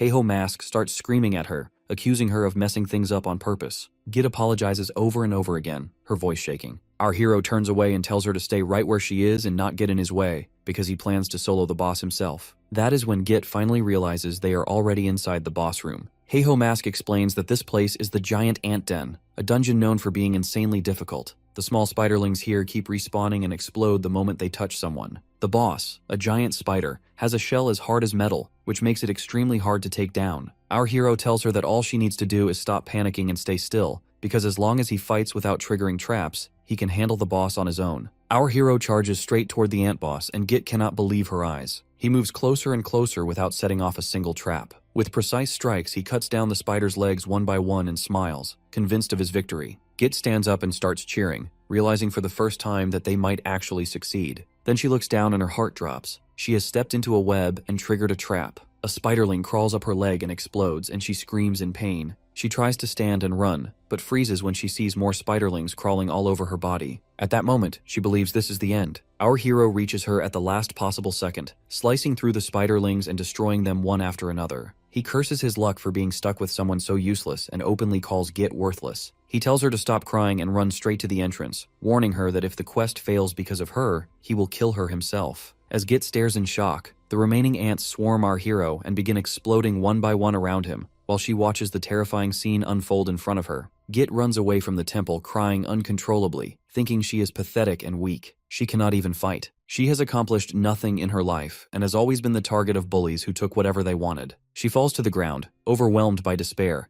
but then suddenly she remembers our hero's words about changing her own destiny. Something inside her snaps. Meanwhile, our hero is cocooned by the ant spiders, but he slashes his way out with his sword. He watches the spiderlings carefully, knowing that if any of them die, the quest would fail, so he has to wait just a moment. He plans to summon his skeletons, but then he notices Git standing near the entrance. She draws the spider's attention, creating a perfect distraction so Heiho Mask can take down the boss more easily. Heiho Mask tells her to leave or she will die, but Git shakes her head and says she is not going to die. She has always run from danger before, but this time she wants to prove to herself and everyone else that she can be a player in the game. Heiho Mask feels a little annoyed that he still has to do the hard work, but he prefers her fighting to her crying. With that, Heiho Mask charges at the boss while Git keeps the spiderlings occupied, her whole body trembling. The monsters are still terrifying and she is still weak, but for the first time, her fear feels empowering. She fights back with everything she has. After a long and grueling battle, the system notification shows that they have cleared the Missandra Ruins dungeon. Git cannot believe it. She cries again, but these are happy tears. Suddenly, someone grabs her arm. Our hero turns to see a group of bullies who have stormed into the ruins and captured Git. They threaten to kill her if our hero does not hand over the Dispel Block field title. Git screams for him not to give it away, insisting they worked too hard to clear the quest. One of the bullies punches her to silence her and threatens her again, but this new Git has no fear. After fighting the terrifying spider monsters, the bully's fists feel like nothing. He charges to strike her, but our hero interrupts, calmly saying he will only give the title if they can beat him and take it by force. The bully thinks Heiho Mask has lost his mind, but in the next instant, blood splatters across the room. Skeletons appear out of nowhere, eliminating the entire gang. Git stares in shock, realizing that Heiho Mask is the infamous masked player known for summoning skeletons and wielding guild-level combat power alone. The bully cannot believe someone so strong could be in such a lowly place, but our hero shrugs, saying it is none of his concern. He calmly demands everything the bully owns, and a blast follows. Soon, our hero obtains the War Watch. As Heiho Mask and Git leave the ruins, Git reflects on how naive she was to think Heiho Mask was just a slightly stronger player. She now realizes he is a named player of legendary status. She bows to him once again, thanking him for saving her life. Without him, she would never have cleared the quest, not physically and not mentally. Before leaving, our hero tells her to take the title. She protests, saying she does not deserve it, but he insists on one condition: she must keep playing the game. Git is so touched that she bursts into tears and rushes to him, promising that she will work hard to make him proud. Later on, our hero changes out of the nerdy outfit he used to hide his identity. Once he is back in his normal clothes, he realizes how much more comfortable he feels. Earlier, he wanted to lay low, but in the end, it turned out to be pointless anyway. Still, he did gain something useful from it. That is the player named Questman Git, who specializes in collecting rare quests. Our hero knows she will be useful later, so he decides to invest in her, even though right now she is still a whiny mess. With the block field finally dispelled, it is time for Heiho Mask to move toward his true goal and begin the second chapter of the main quest, the Cursed Territory. He enters the Ricky Town Square, where many warriors are already gathered. They all realize the block field was lifted not long ago, and most of them are already preparing for the next main quest. All the major guilds are present. The second squad of Ares, the elite members of Triple Wing and Hydra, all top 30 are gathered. Suddenly, the attention of the crowd shifts to a man with an overwhelming presence. It is Heiho Mask, walking in as if he owns the city. Murmurs spread instantly. People whisper that he must be the one who took down the block field. Heiho Mask smiles and smirks, briefly enjoying the attention like a celebrity. But the praise does not last long. Insults soon follow. Rumors spread that he is backed by a powerful hacker who boosted his level unnaturally. Our hero laughs at the idea, thinking they are just jealous. Then he hears another rumor, that he is Chea Seolyan's pet, and that one truly irritates him. As if that were not enough, others start claiming he is dating Shev from the Red Bull Warriors, and that they go around warning people not to mess with our hero because he belongs to them. Heiho Mask starts shaking with anger. These rumors turn him into a joke. Before he realizes it, his anger explodes. He slams the man spreading the rumor, knocking him to the ground and striking him repeatedly. He yells that he belongs to no one and demands to know who started these lies. Suddenly, a calm voice interrupts him and tells him to stop, warning him not to interfere with an important quest. The speaker is an NPC from the Secret Order, Cerebro. Heiho Mask freezes and immediately backs off, realizing this marks the start of the main quest. He regains his composure as the NPC sees that things have settled. Cerebro begins explaining that the Cursed Territory is a land where a corrupted being once conducted experiments in a past era. Because of that, nearby monsters and regions are now cursed, and the curse must be lifted. Our hero realizes he has heard this before, back in his previous life. To study the curse, the next task should be to capture a cursed monster, the goat-headed chimera. Our hero already knows its patterns, spawn points, and weaknesses. He waits for those familiar words, but then the NPC changes the task. Instead, she announces that the target is the Evil Eye. Our hero's eyes widen. This never happened before. The Evil Eye is level 150 and has a passive AoE skill. As the crowd erupts into arguments, the NPC clarifies that they do not need to bring the Evil Eye back alive. Only 4 teams will be given the chance to capture it, and only those 4 teams will qualify for the main quest. With limited slots, tension explodes. The NPC wishes them luck, and within seconds everyone rushes out, desperate to secure a spot. Everyone except Heiho Mask. He stands still, confused and deeply shaken. The future has changed. The knowledge he relied on may now be useless. His thoughts spiral, but he slaps his own face to calm down. He forces himself to think clearly. Either the future is changing because of his regression, or his past information was flawed. Both are possible, and he needs to adapt. Meanwhile, Mark arrives at the cursed territory and contacts his supervisor. He reports that the main quest is about to begin. Once it is done, he plans to crush Heiho Mask like an ant. The same beginner guild struggles to take down the goat-headed chimera, but their black-haired warrior is clearly terrified. All the mages try to curse the chimera while the boy runs for his life. When the chimera finally falls to the clan's combined effort, the system notification confirms their victory. The lead mage orders everyone back into position for the next monster, but the boy starts crying, begging to go home. He's terrified because these monsters are far more advanced and aggressive than anything he has faced. He sobs uncontrollably, thinking that with top guilds in the battle, they have no chance of even earning a spot in the main quest. The mage forces him to calm down and pay attention to the others fighting. When the boy finally looks up, he sees Heiho Mask charging straight at 3 goat-headed chimeras, taking them down with a few swift flicks as if peeling tomatoes.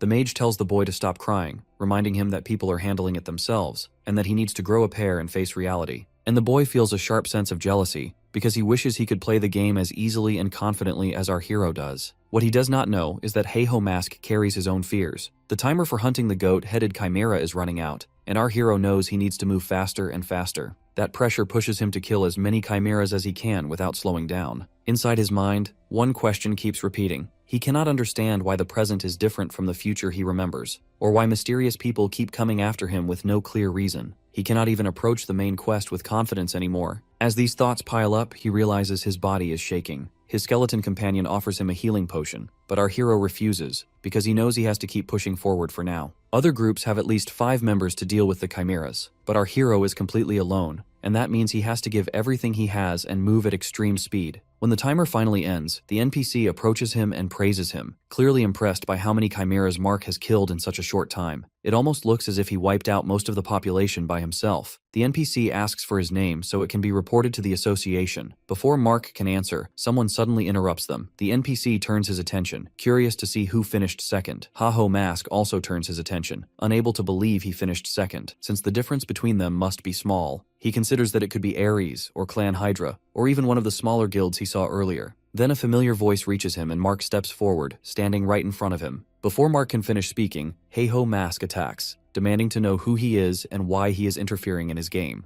Mark calmly replies that he is not the one interrupting anything, and in the same moment, he strikes our hero in the back. The blow sends our hero crashing into a tree. Mark then looks down at him and requests a one-on-one battle. If Mark wins, our hero must give up the main quest.